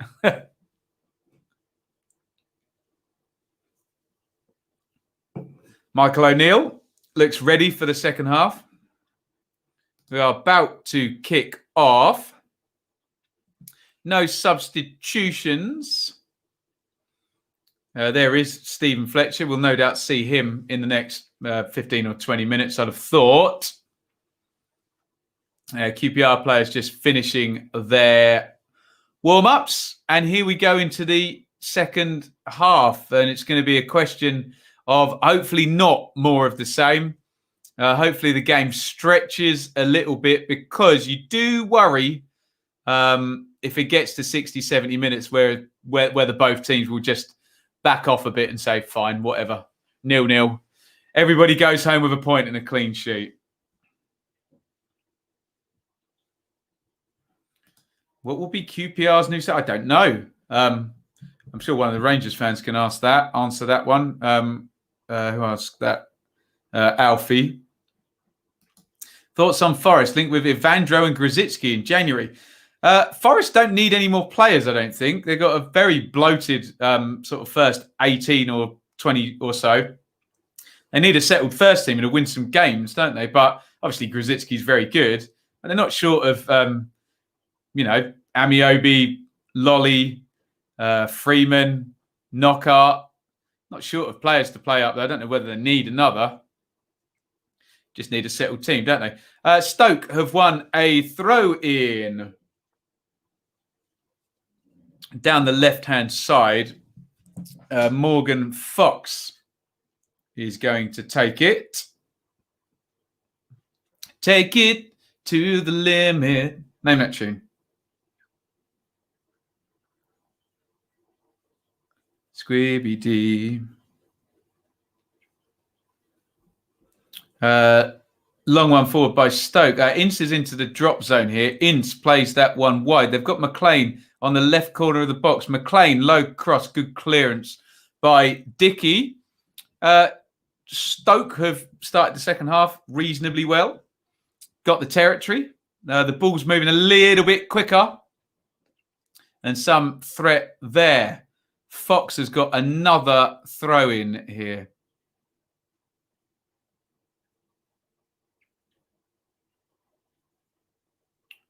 Blocked out, and yet another throw in to Stoke. Into the box he goes, swiped clear by Barbe. Headed back on, and then Cameron boots it down the ground. It's going to go all the way through to Bursic, who catches that and rolls it out to Suter. Big, huge diagonal by him. That's going to find McLean, actually. McLean is going to keep that in. He just heads towards the corner flag. back to Fox. Fox puts the cross in first time towards the back post, headed out. Cousins helps it to one side. Here's Collins. Collins plays it back to Suter. Oh, nice ball in by Suter. Controlled by Powell. And they've hit the post. Wow. Unlucky there for Stoke. I think it was a good save in the end by Dieng. It was just a straight ball over the top. And Stoke have hit the post. A lot more action in this second half already than in the first half. I'd love to see a replay of that, but Sky aren't going to show us just yet. Stoke building up a bit of a head of steam here. Fox plays that into the front. It's going to come back and they're going to have to rebuild. Good press by QPR, led by Chair. Big clearance down the ground. Headed away by Larbey. Stoke hit the post there. One in the channel here. Played inside to McLean again. It was Timon who played it. Timon has got it back. Lovely cross by Timon. Brown jumped for it, and I think he put Ince off. Stoke have had a really good 3 or 4 minutes start of this half. Right, let's have a look at this. It was Timon, sorry, not Powell. Times his run. Ooh, he volleys, or half volleys it with the right foot. Dieng saves it with his feet. Could go anywhere. Bounces up, hits the post. Here comes Stoke again. Adoma gets it clear, but they've turned it over and Powell has it. QPR can't get out here. Can Stoke score when they're on top? Foul on Ince. I suspect Hammerliner might get booked for that one. Ince did him. And Hammerliner's just not looking at Stroud. Is he going to book him? We're going to have another look at that Timon chance. Good run. Good touch. Oh, actually, sorry, I tell a lie. Dieng saves it and then hits Todd Kane and bounces up off the post. I don't know where it was going. I think Kane had to play it because there's another Stoke player coming in the back post. Anyway, it's a free kick for Stoke City, who are playing much better to start this second half, particularly attacking-wise. They didn't have much attacking-wise in the first half. Free kick, so down the right-hand side. I think Ince is going to swing it in with his left foot. So it's going to be an in-swinger from the right, left-footed. Here comes Ince. In goes the cross. Ooh. It was Powell arrived on the back post. He won the header fair and square, but couldn't quite get the direction, and it just cannons off. Who was that? I think it was it might have been Dickey in the middle there. Didn't know much about it. Just smacked him. That's Lyndon Dykes, actually. He just smacked him on the side of the head. Corner for Stoke, which Tom Ince is going to take. It's all Stoke now. Timon plays it back to Ince. Timon again. Cross to the back post by him. Suter is there, and he has fouled his man.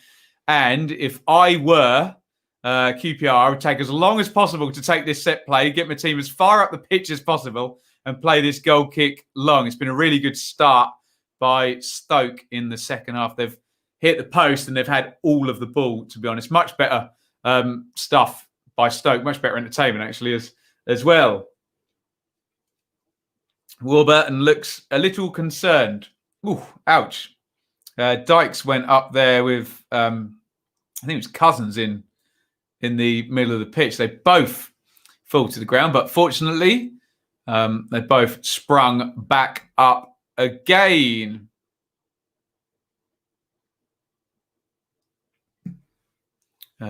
Dickey goes all the way home to Dieng. Dieng boots that one clear. Suter and Dykes in the air.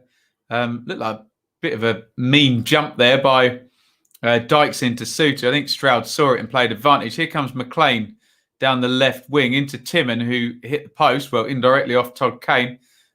Crossed in low. Dickey gets the clearance. Is that Suter? He stayed down. Looked like Dykes possibly jumped into him a little bit. Let's have a look at this. Goes up in the air. Don't know where it is. You catch him on the back of the head there. I don't know how much there was in it. I think it might just have been a little bit overly physical without being, a hanging offence. Go on, Stoke, says Bob. They're playing well in the second half. Ainsworth, Hill and Rangel. Oh, Gareth Ainsworth is ex-QPR, isn't he? They're already planning the new manager here. Oh, we're going to get a better view of this now. Unless Lyndon Dykes is deliberately going to headbutt the back of another guy's head and risk injuring himself, then that's either accidental or he's just a madman. Joey Barton at QPR. That's not a bad shout, actually, Lewis. I think Joey Barton's quite good. I quite liked his Fleetwood team last season when I saw them. Obviously, you're going to get certain temperament issues. Cowley on Sky all the time. Absolutely, yeah. You can tell he wants a job, can't you? Because they're on Sky all the time. Agents pushing to get them on the TV. So throw in to Stoke down the right-hand side. Give and go there. Crossed into the centre. And Dieng catches that one fairly easily. Tim Sherwood for a laugh.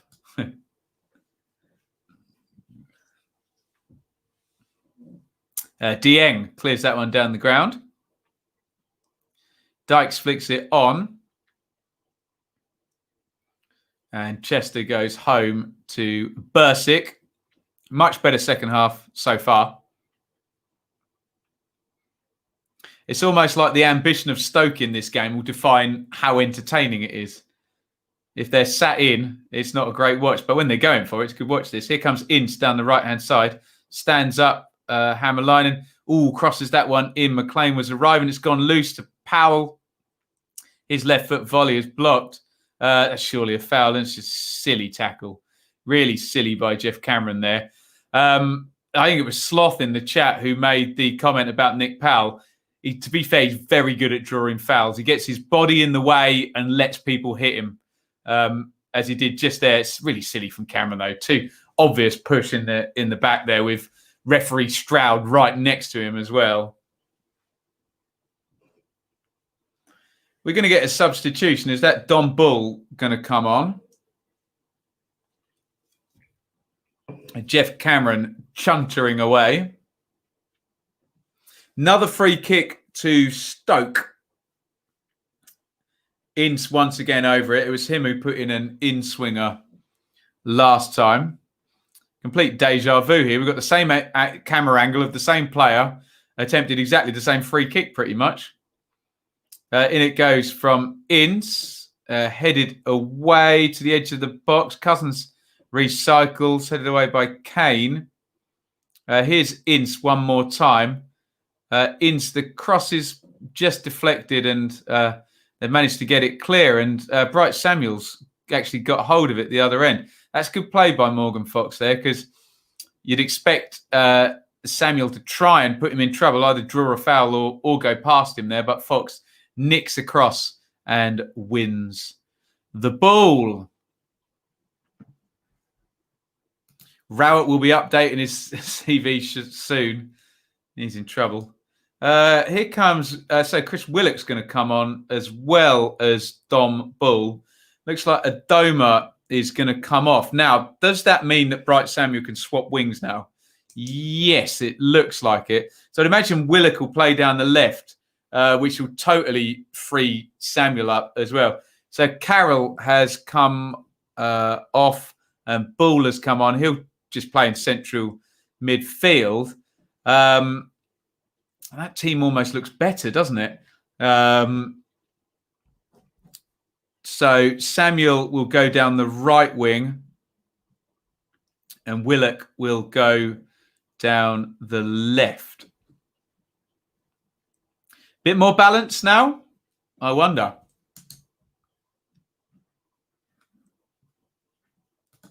Sherwood might get it because he's Ferdinand's mate. Let's hope that that wouldn't be the case, but sometimes it is, isn't it? QPR just coming back into it the last 3 or 4 minutes.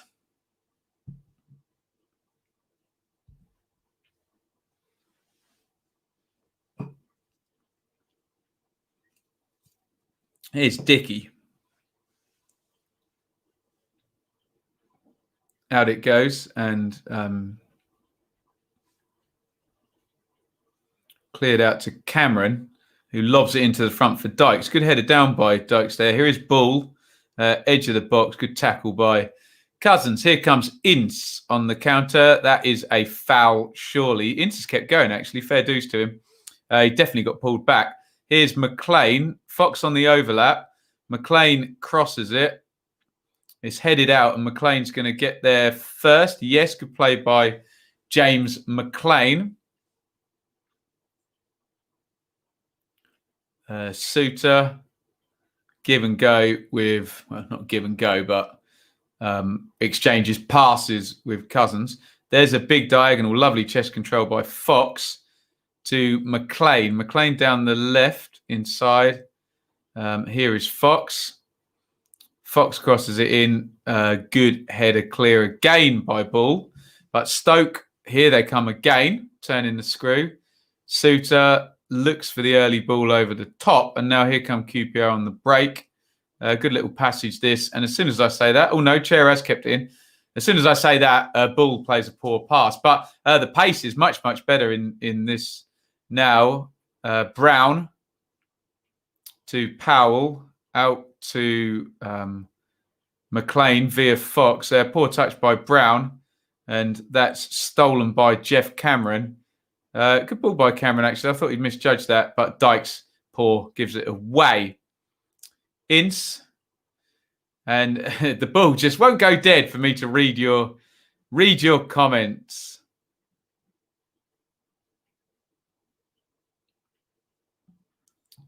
What do we got here? Don Ball Screamer. Keep your fingers crossed. QPR without Eze give off the vibes of what was expected for Norwich when Mattheson left. Yeah, possibly. Yeah. What else have we got in here? Stoke have made some good signings, says Nat. From Sheffield Wednesday in the main. Headed on by McLean, and I think Brown trod on Barbet's foot, but it's offside. Anyway, Mike is here. Excellent. I'm here for hopefully a point for the R's. They're getting one at the moment. Although I don't want to remind you, they did lose late on to Reading at the weekend, didn't they? Anna has DM'd me the Bristol City team. Oh, I suppose teams are going to be coming through now, aren't they? Is that unchanged again? Of Mariappa in? Looks like going to be a slog, that one, isn't it? Bristol City versus Millwall tonight. Thank you, Anir. Dieng plays it out to Barbet, left centre back, diagonal. Good chest by Dykes, well played. Kane to Samuel. First touch now as a right winger. In it goes from Samuel. Cameron tries to flip it over the top. Suter wins yet another header. And McLean hoofs that. Has that stayed in the stadium? I know that stand's not very tall. It might have gone out, that one, actually.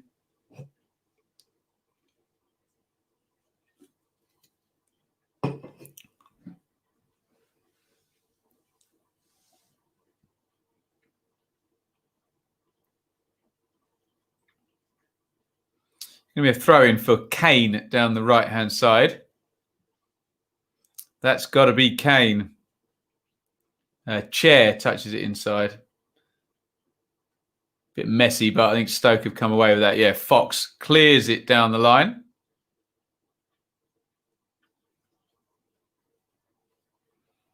Here is Larbey. Forward to Willock, touched inside, breaks down at Dykes. Slightly familiar comment, unfortunately. Fed into central midfield. And into the channel now for, is that Timon to play? McLean crossed in from the left. Out it goes to Powell. Nice reverse ball to Ince. Ince inside the box. Ince plays it just outside, and the cross is then, in the end, cut out. Stoke look far, far better this half, don't they? They really, really do. I wonder if Michael O'Neill will now, given they've got a bit more about them, will now make a switch. Warburton has already... let's just bring up the split screen, and you'll see what the options are. I think Stephen Fletcher's getting ready. So I suspect Jacob Brown's minutes are going to be fleeting. Although he could, I guess, drop back into the three off the front. Brown. So yeah, we'll see. We'll see what O'Neill does. He could. I mean, Ince is playing his first game in a long while. He does look dangerous, though. So I don't know how fit he is. He could go two up top. We'll see. We will see. He's not going to go two up top, is he? But I think Stephen Fletcher is imminent. And given James McLean's been in some good crossing positions, I think Fletcher's a good guy to be getting on. Because obviously Brown is not a target man in the sense of winning headers.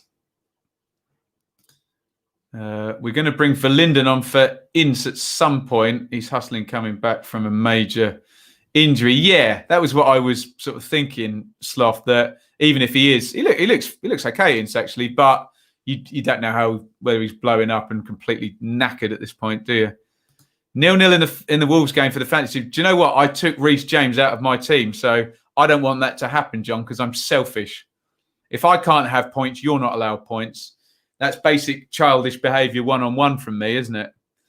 You don't get nice things if I don't get nice things.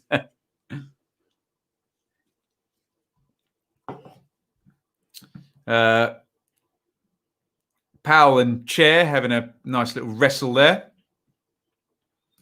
Fletcher for Brown or McLean. I'd leave McLean in. I think he's a dangerous player, isn't he? Great left foot as well. What's Michael O'Neill going to do? Yeah, out comes Jacob Brown. So, yeah, Fletcher will just go and play up top. But now you've got, look out for the Stephen Fletcher back post header. You've got a player who's very good at sort of arriving and finishing off crosses. Made a career out of it, in fact.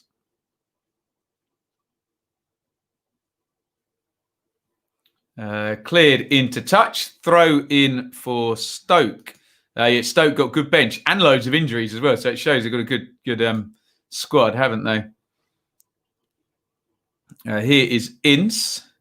This game was mentioned earlier, Mike, the 4-2. It was February, was it? So Michael O'Neill was there.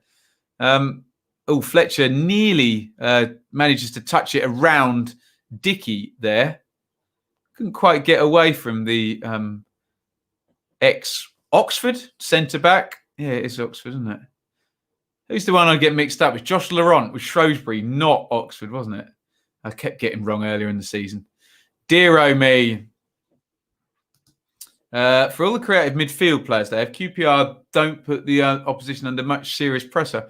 That's a reasonable point, Neil.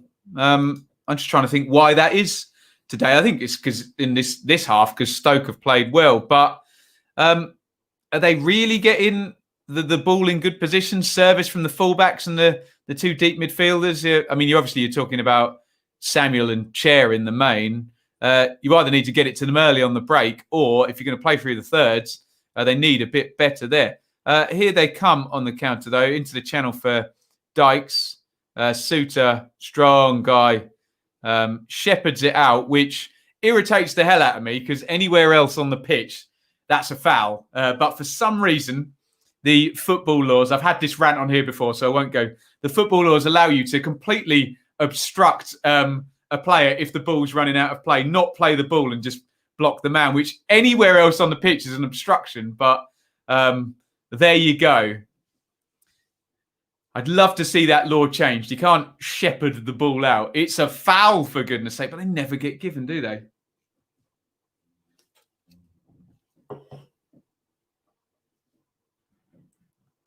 Wolves and Chelsea defenders. There you go, John. 0-0 all the way. Flicked on by Fletcher. Great climb by him. McLean trying to get on the end of it. It goes through to Dieng. Fletcher against Dickey and Barbe in the air is going to be good fun. Let's see who he wins this one against. It's Dickey. Oh, easily won that one, Fletcher. Look out for that one.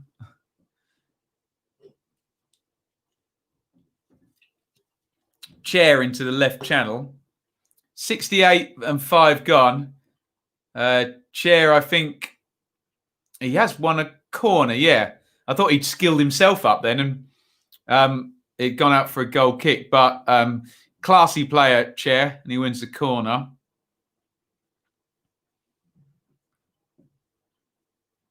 Huff and puff and no return. Story of the season. Story of my life. That's One Direction. Deary me. I'm using X Factor boy bands in my Name That Tune games now. Shocking behaviour. Apologies. Stoke can easily snatch this now. It's up for grabs now. It's up for grabs now. Knocked back the corner. Oh, missed kick in there, but Barbe just slipped. Willock's there on the edge of the box. Willock's won it, actually. Willock to Samuel. Oh, Samuel, why has he not crossed that? Samuel's in like an inside left position in the box there. And he hits it straight at Bursic. It was poor, actually, from, who was that? And Collins. Yeah, he's just, to be fair to Samuel, he's not got many other options there. There's a lot of pressure on him from Chester. But yeah, he needs to lash that one, doesn't he, at the near post and hope for a through the legs or roof of the net job there, because I don't think the curler to the far post was on, given his body shape and where the covering defenders were. A fairly even game at Molineux. Chelsea came on stronger towards the end, trying to exploit Semedo. Yeah, you can see the penalty against Villa, didn't he? Kurt Zuma has some leap. Yeah, he did for that goal against Leeds, didn't he? I'm 45 seconds behind for sure with Ben's timestamp. Right, let's give you a timestamp. We're going to be... Oh, it's annoying. I've just missed 70 minutes. I'll give you 70 minutes and 10 seconds will be the next timestamp in 3, 2, 1, 70, 10. So if you want to sync up with me, either pause me or pause your TV. Remember, YouTube delays me by 10 seconds. So it's traveling through the ether to you. If you're watching on Sky, I will be slightly behind you. If you're watching through an internet connection through Now TV, I'll probably be ahead of you. I have done extensive research on this. Fox crosses that one in. Oh, big chance. Headed over by Powell. It's a really good cross by Fox from the left-hand side. He just stands up. Oh, it just goes loose, actually, from Kane. Oh, that should probably be 1-0. Let's have another look. How did he get a free leap at that? He's behind Dickey. Yeah, Michael O'Neill holds the head. How have you missed? That's what you'd want. Stephen Fletcher occupying the centre halves and then Nick Powell running in behind. Chance for Stoke there. Chance. Here is Samuel. Oh, good wing play by Samuel. Oh, I think, was that Dykes arriving at the back post? Just nicked away from him again. Not his day. Not his day. That's the best we've seen from Samuel. It's James Chester on the near post. I think just gets eyebrows on that. Let's have a look. Yes, good defending by Chester because Chair's arriving in the middle. Oh, they're in the box. Oh, Samuel. It's a really good tackle that by Cousins, I think. The ball's gone clear, so I couldn't quite see. But QPR at it for this last 90 seconds or so. Dickey's gone down now. Referee Stroud is going and having a look at this. It was Fletcher late on Dickey? I think he was. I'd love to have another look at that chance down the other end. Oh, no, we're going to see the foul. There's not much in that. Fletcher sort of accidentally on purpose runs into Dickey. Might have caught him in the chest there, but it looked like the sort of thing a man the size of Rob Dickey could absorb. But there you go. I've never had Stephen Fletcher run into me at full pelt, so...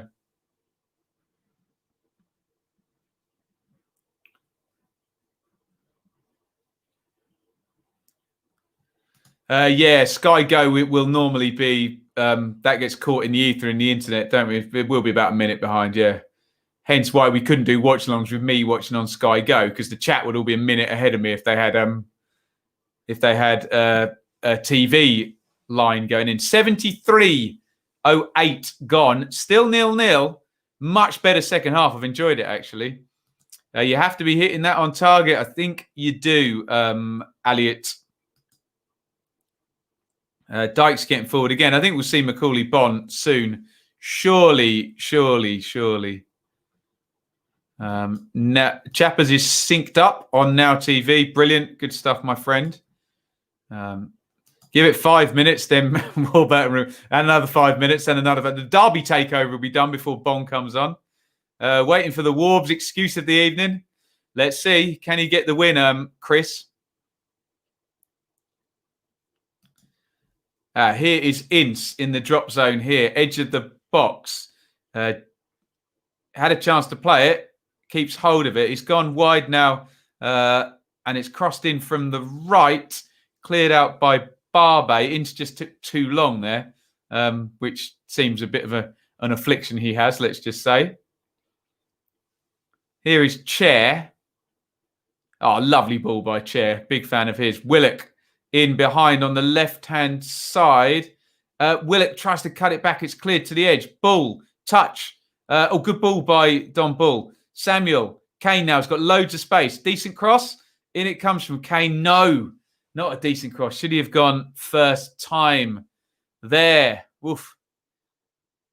Willock into the box. I mean, there's an arm. There's an arm there. Willock went down. Wonder what VAR would have had to say about that. Cousins blindside Stroud there. He's running along. Willock's there. He just sticks his arm over his shoulder.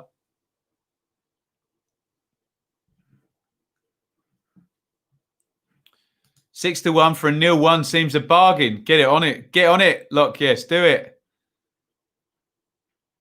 Who am I supporting? I want to see both of them in the EPL, but I guess it's not possible next season. I'm who asked that? Minaj. I am completely neutral, obviously, unless it comes to Ipswich. But they're not in this league, so it's a good thing I'm covering the Championship, isn't it? So totally neutral. Leave your bias at the door, everybody.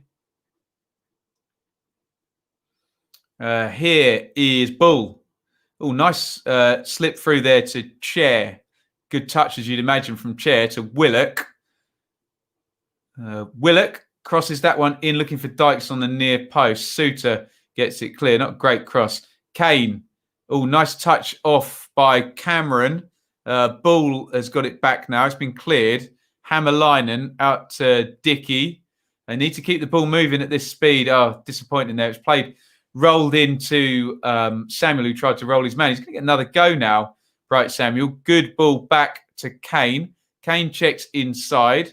Oh, awful pass by Jeff Cameron. Easily cut out by Nick Powell. Give and go by him. Nice back heel. Good little interchange between Powell and Timon. I think 76 gone. Here comes Macaulay Bonne, as everyone in the chat predicted. Lyndon Dykes is going to go off. I mean, if you're going to play a big guy and not necessarily give him service, you may have the quick, smaller guy in Macaulay Bonne on. Let's see. Let's see how he goes. Big hoof down the pitch by Fox there, headed away by Dickey, tried to help on by Cameron. He's got away with that. Chair, lovely turn, gets it back, lovely touch. Nice feet, could watch him all day, couldn't you? Great player. Dickey, he plays outside to Kane. Big diagonal in for Bon. That's the sort of ball Dykes would have wanted, but he's just gone off.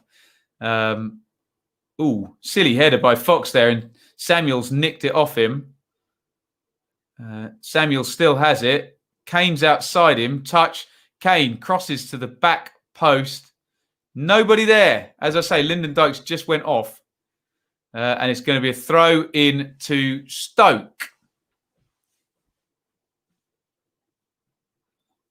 Oh, Chelsea have scored, have they? Anyone tell me who scored for Chelsea? Timon is off and Thompson is on.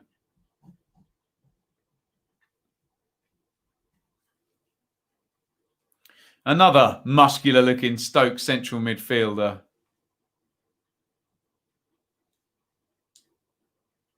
It's going to be a throw-in down the right-hand side for Stoke. Powell tries to flick it on. Neither he nor Fletcher succeed. Played inside by Hammerlinen. Messi. Come on, someone get it under control. Bull does well there. Oh, he's pinged that over the top. Lovely ball. Bon. Bursic comes out, tries to punch, doesn't quite get it. He must have been close to fouling Bon there, but Bon stands him up instead of throwing himself to the ground.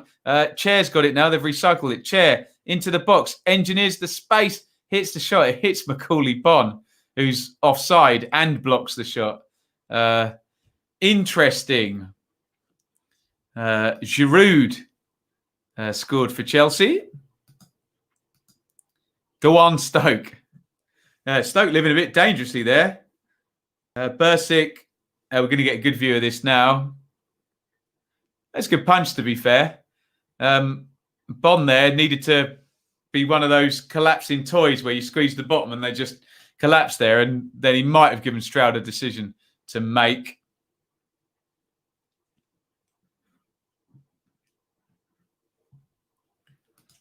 Does Warburton know how to play two strikers? He's not going to play two strikers, not against Stoke, no chance. Get completely swamped in midfield, weren't they? Come on, Bon. We created Bon. Where did Bon come from? Charlton and where was it? It was Leighton Orient or something? In Charlton. Where did Charlton take Bon from? Someone let me know in the chat. All you fantasy players are enjoying. Might get a clean sheet and an assist for Chilwell tonight. He's not in my team, so I don't care because I'm selfish. Warburton having a word with Willock. 80 minutes gone and 21 seconds. Orient. Thanks, Elliot. Orient. There we go. I thought I was right.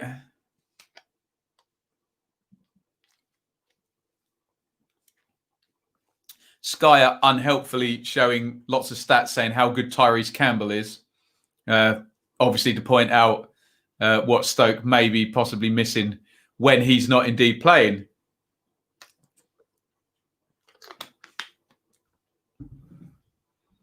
Do I think Charlton will get promoted? Yeah, it should do, really, shouldn't they? I think Bowie's a bit too good for League One, really. And who's going to finish above them? Peterborough? Hull? Portsmouth come good recently, haven't they? But no, I rate Bowyer. Edge of the box there, hit by Cousins, I think. Or was it Thompson who's just come on? It was Thompson, wasn't it? Good effort, that. Dieng's behind it all the way. Oh, go on, John. Goal and assist for Chilwell. I'm not that bitter that I don't have him. Hey, I've got Kevin De Bruyne, a triple captain at 8 o'clock, so wait for him to either not get picked or get injured after 30 seconds. McLean is coming on.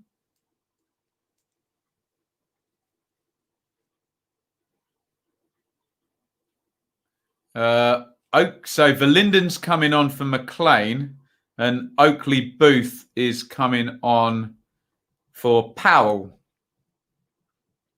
So I think they're all like for like. So Verlinden's going to play down the left.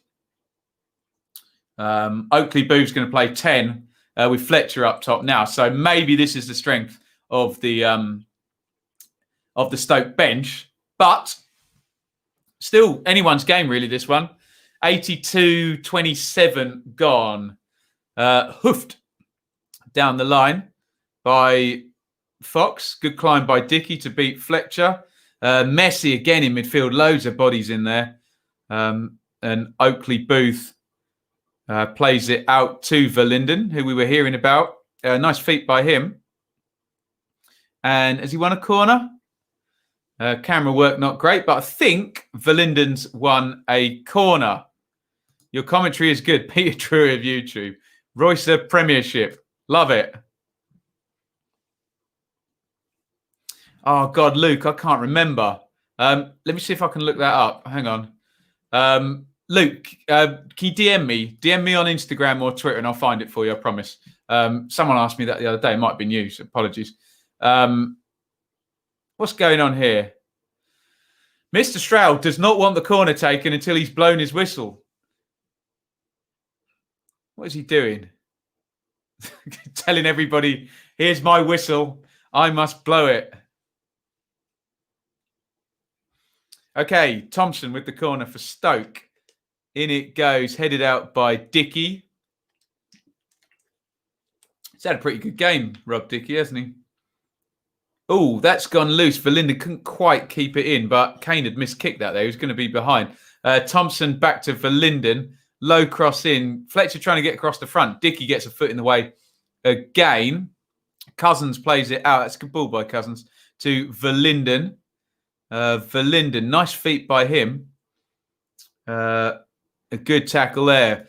Josh, come and join us, my friend. LFC 17, just subscribed. Superstar, great to have you aboard. Is that a Liverpool fan, I wonder? LFC? There's no other LFCs, are there? Fox is going to take the throw in.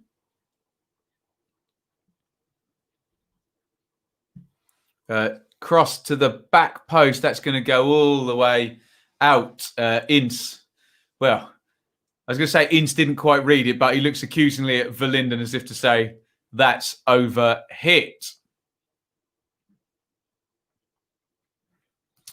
Yeah, anyone's allowed to join the Fantasy League. Get involved, guys. The more the merrier. We've got that nearly 500 people in it. So I just can't remember the code. Give me a sec, guys. Let me see. If I were to do that, you can still see me, can't you? Where am I looking? Ah, here we go. Is that it? Right, it's T5QBR0. Let me type that into the chat. T5QBR0. Right, there you go, guys.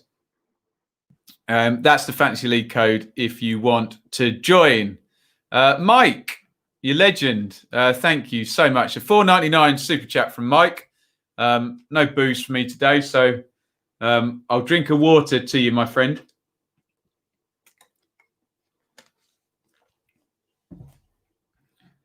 Linfield, yeah, maybe. Less fans than Liverpool, you would have thought. Yeah, there is the code. Look, there's me. Me down there and me up here. T5QBR0 if you want to join the Fantasy League. Just don't join above me because I'm like 70-something or 60-something. Livingston. Do I know Thogden? I've got his number, actually, I think. Not personally, though, but we've spoken. Flicked on by Fletcher. Harvey says, been waiting for this moment for 10 months. So happy for Verlinden. How old is he, Harvey? Great player, bright future, never afraid to take on his man.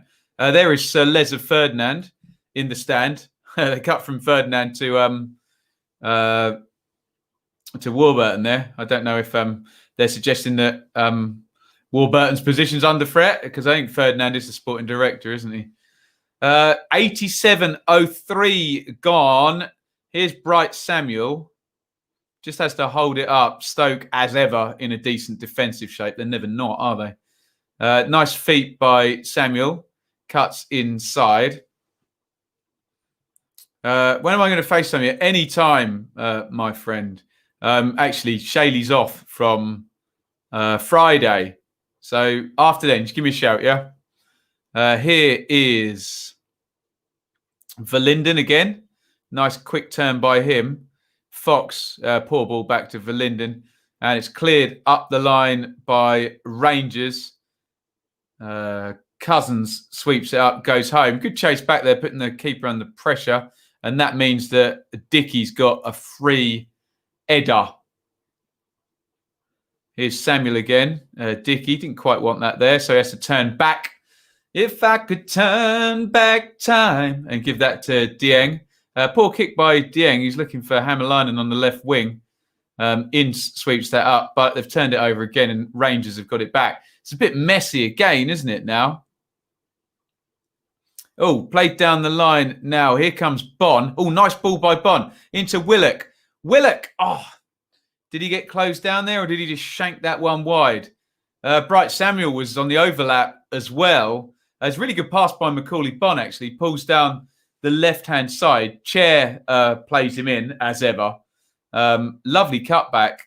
Willock, touch. Horrible shot, that.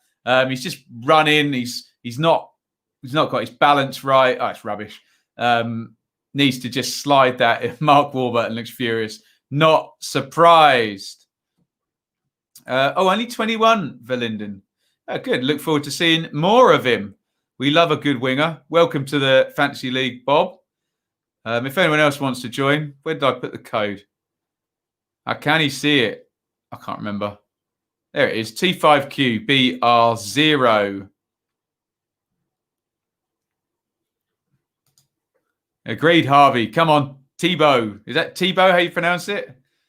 Like Thibaut Courtois? Tybalt. Sounds like someone out of a Shakespeare play I would have studied at school. Tybalt. Oh, nice one, Mike. Very kind of you to say. A 0-0 bog average game, a good time. Look, we can say now the first half was way worse than this. Second half's been quite fun, actually, hasn't it? Stoke coming out a bit, had the better of the first sort of 10, 15 minutes. And then ding-dong, 5 minutes each, really. So, yeah, much better stuff. Although ultimately, we are now counting 89, 59, 90 minutes. Where's the stoppage time? 5 minutes stoppage time. Let's just put that comment up. Look, Fletcher goal, 90 plus 2.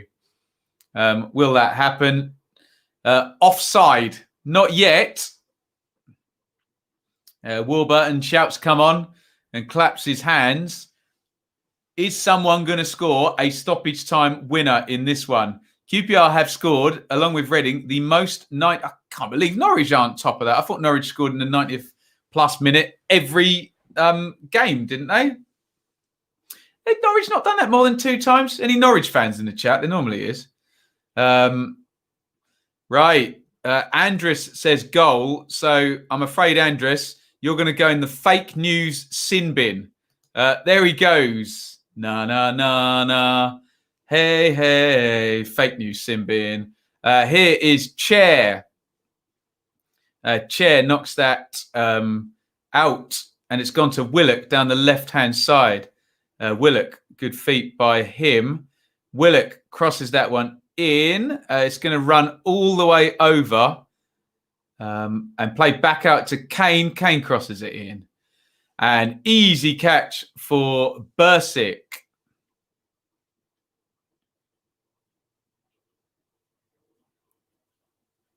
He's going to run down the clock a little bit. Noel says Stoke City. Clap, clap. Ferdinand watching closely to empty Warburtons. Leave one of those big cardboard office boxes. Zoom chat with 70 of the finest. God, that sounds like chaos to me. Willock crosses in and Bursic grabs it. Typical Championship game. There's nothing in it, and a mistake will settle it more likely than the moment of brilliance. Well, 92:04. So we've got 3 minutes left of the minimum stoppage time. Hey, we've done Championship before. We've seen plenty of goals after this point in the game. So Dieng, big goal kick. Cameron's just managed to get there. He's played a diagonal over the top.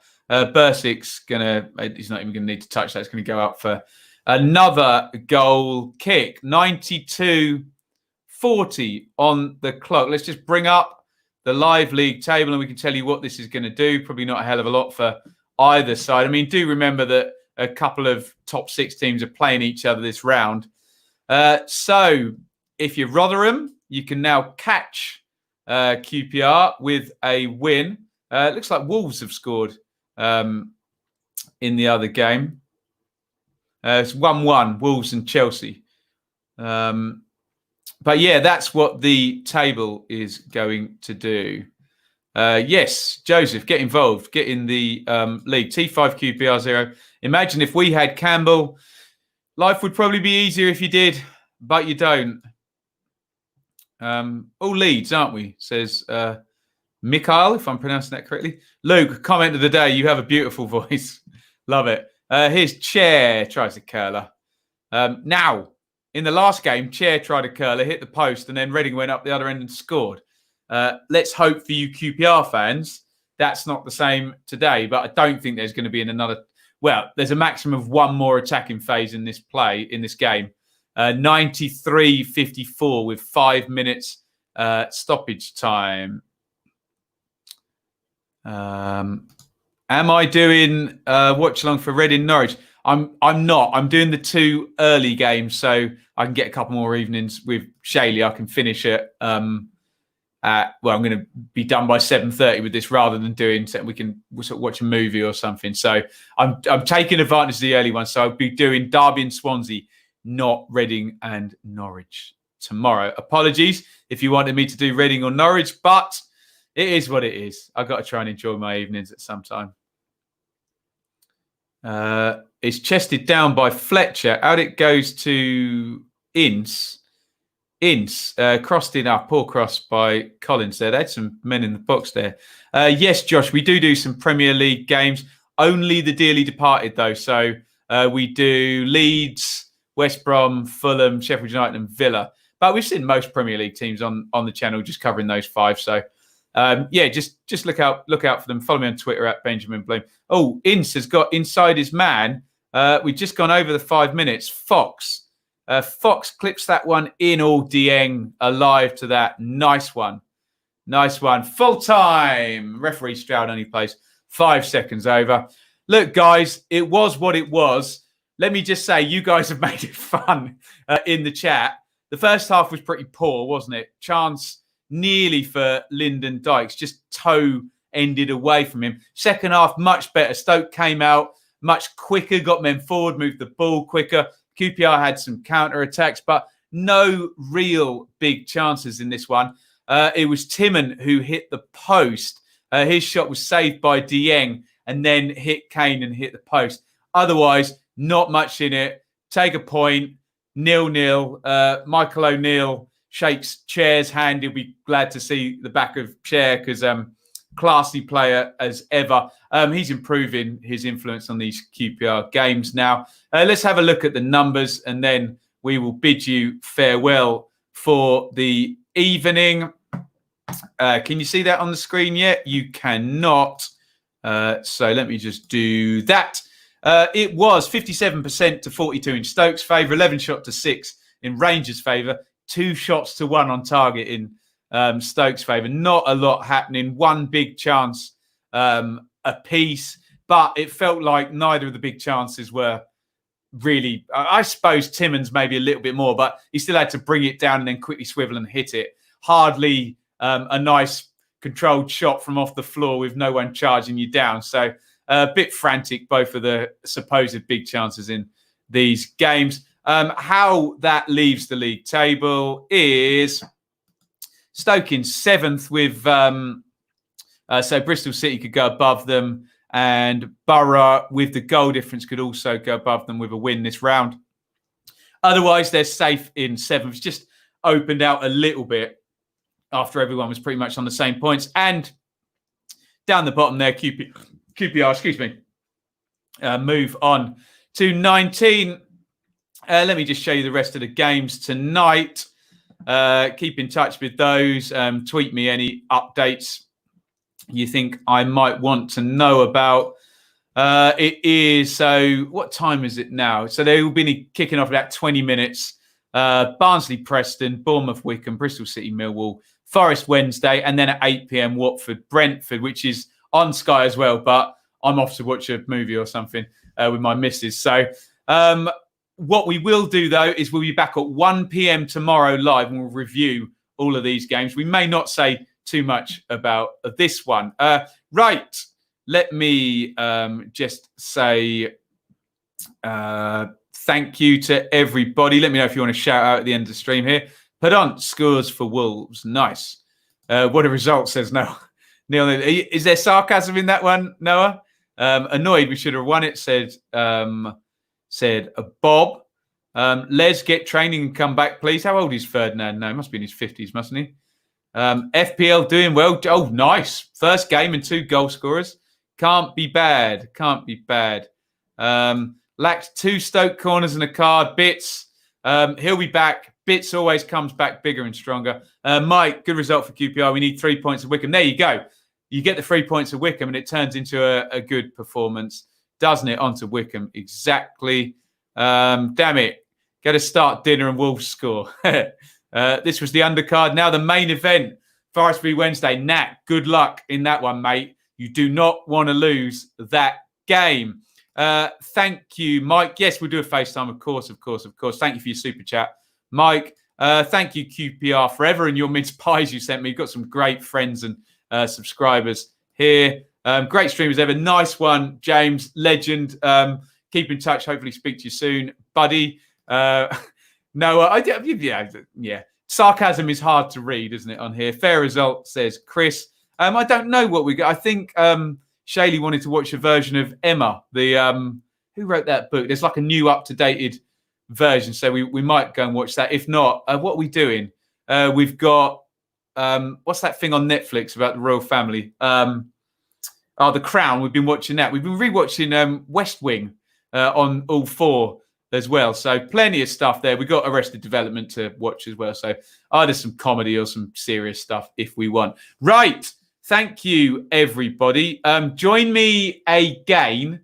1 p.m. tomorrow. We will be back at it. We'll review these games. Enjoy Watford and Brentford if you're watching on the TV, Chelsea and Wolves. I know there's another Amazon Premier League game, Man City and West Brom. So enjoy the rest of the football tonight. And with all of that being said, it's a big thank you for me. Thank you for all the comments. Thank you for the super chats. Thank you for the support. And it is over and out. Thank you so much for watching. If you enjoyed this video, please hit the like button to see more videos from this channel. Hit the subscribe button and to be notified every time we upload. Ring the bell for those notifications to come through on your device. If you really want to support the channel and me as a content creator, I will be eternally grateful if you head over to the merch store and grab something, or support over on Patreon, patreon.com/Benjamin Bloom. Thank you for your time.